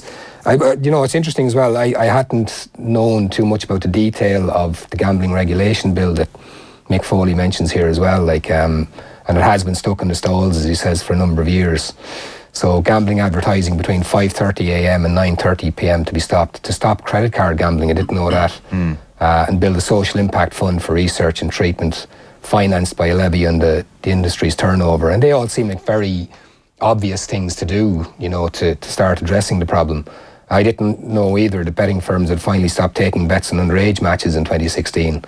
So it's quite clear that there are things that need to be done. And I think the point is made in the article as well, that the point about GAA players not being able to gamble on matches they're involved in was only brought in you know, 2017, 2018 or whatever, which might account for the fact that 19% of the players didn't know that was against the rules. But yeah, it's I agree with you, Joe. I think they're shocking but not surprising statistics. And I can fully see how players who are, you know, we hear about the amount of hours that GAA players put into their non-profession, I suppose, that they are deprived of, and they're depriving themselves of social lives, of holidays, of all the other things that we can just do when we open up a laptop or go outside the door. So just hopefully this regulation bill just does get over the line sooner rather than later. One of the more common threads across the papers is the situation at Manchester United. So it would seem that the Qatari bid is the favourite to come out on top, although, as I mentioned during the headlines, the Glazers seem to be suggesting that it's 6 billion or we're sticking around. So, Sunday Independent, Sam Wallace is writing there. The Mail on page 72, it's a Rob Draper report, tries to get into the nuts and bolts of where the money exactly is coming from, and I suppose it's complicated, but the short version is that there are various silos set up across Qatari industry, and that will allow this to get over the line ultimately, because there is enough separation between the PSG situation and the Manchester United situation and various other investments that they've made. And then Alison Rudd in the Sunday Times is wondering, will Manchester United fans stand up in any great capacity, which is an interesting question. So, I mean, even just to read about Sheikh Jassim bin Hamad, which is what the Mail goes into, they say, so little is known about Sheikh Jassim bin Hamad Al Thani, the Qatari bank manager who lodged a 4 billion bid to buy Manchester United on Friday, that even his spokespeople working for him don't know his exact age. They weren't sure was it 40 or 41. And I guess, without getting into too much of the nitty-gritty here, what just jumps out is how interconnected everything at this rarefied international level is. So to get to know Sheikh Jassim bin Hamad, who's about 40 or 41, you got to look at his father. So the piece says, plenty is known about his father, a colourful and sometimes controversial figure who owns swathes of property in some of London's richest districts. And he gave 2.6 million in cash. 2.6 million in cash. Think about that for a second. He gave 2.6 million in cash to King Charles across several face-to-face meetings, one in 2015 at Clarence House.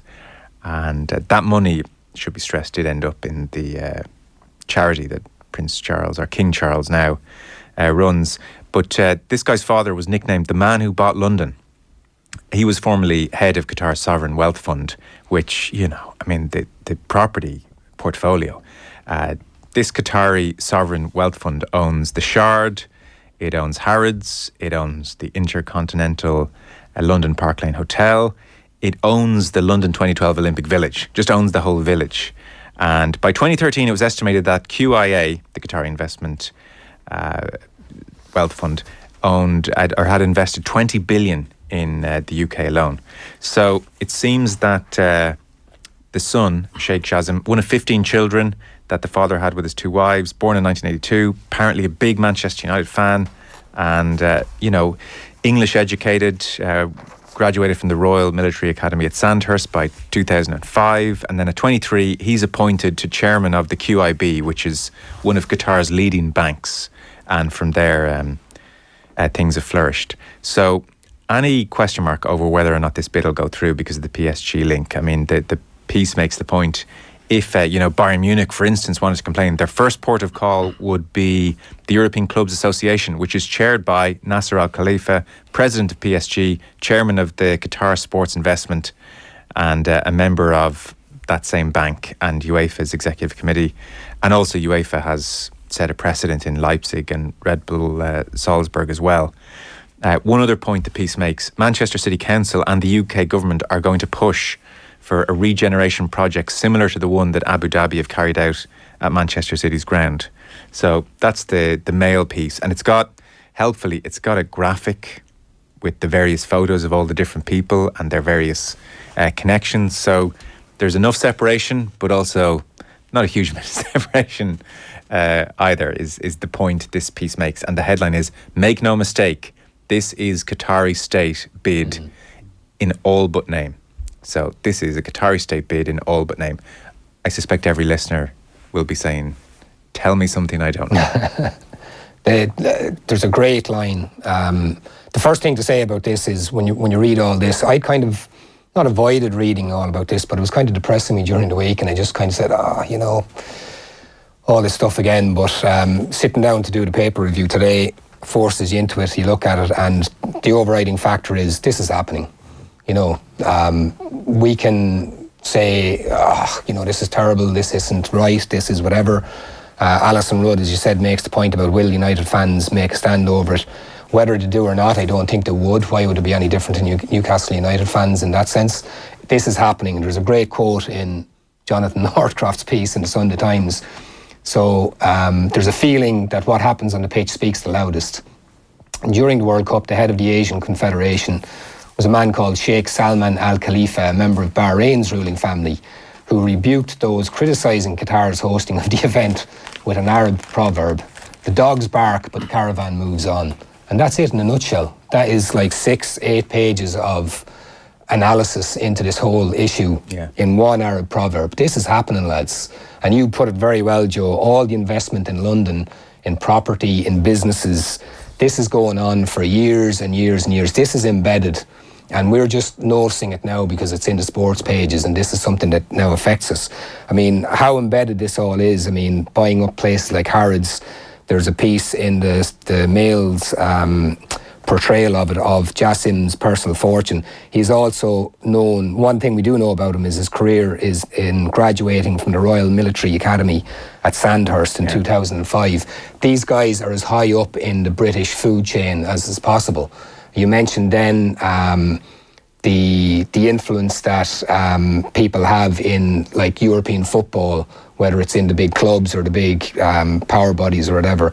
This is going to happen. And then the bit at the end of the Mail piece about the UK government will push for a regeneration project. I mean, what's the line? It says the political momentum behind such a bid will be irresistible. Actually, and Sam Wallace in the Sunday Independent looks at the politics more than the individuals, and he makes the point, in the current energy crisis, Qatari liquefied natural gas has never been more important to the British government. There you go. Any sense that the British government might intervene here and disrupt this is null and void.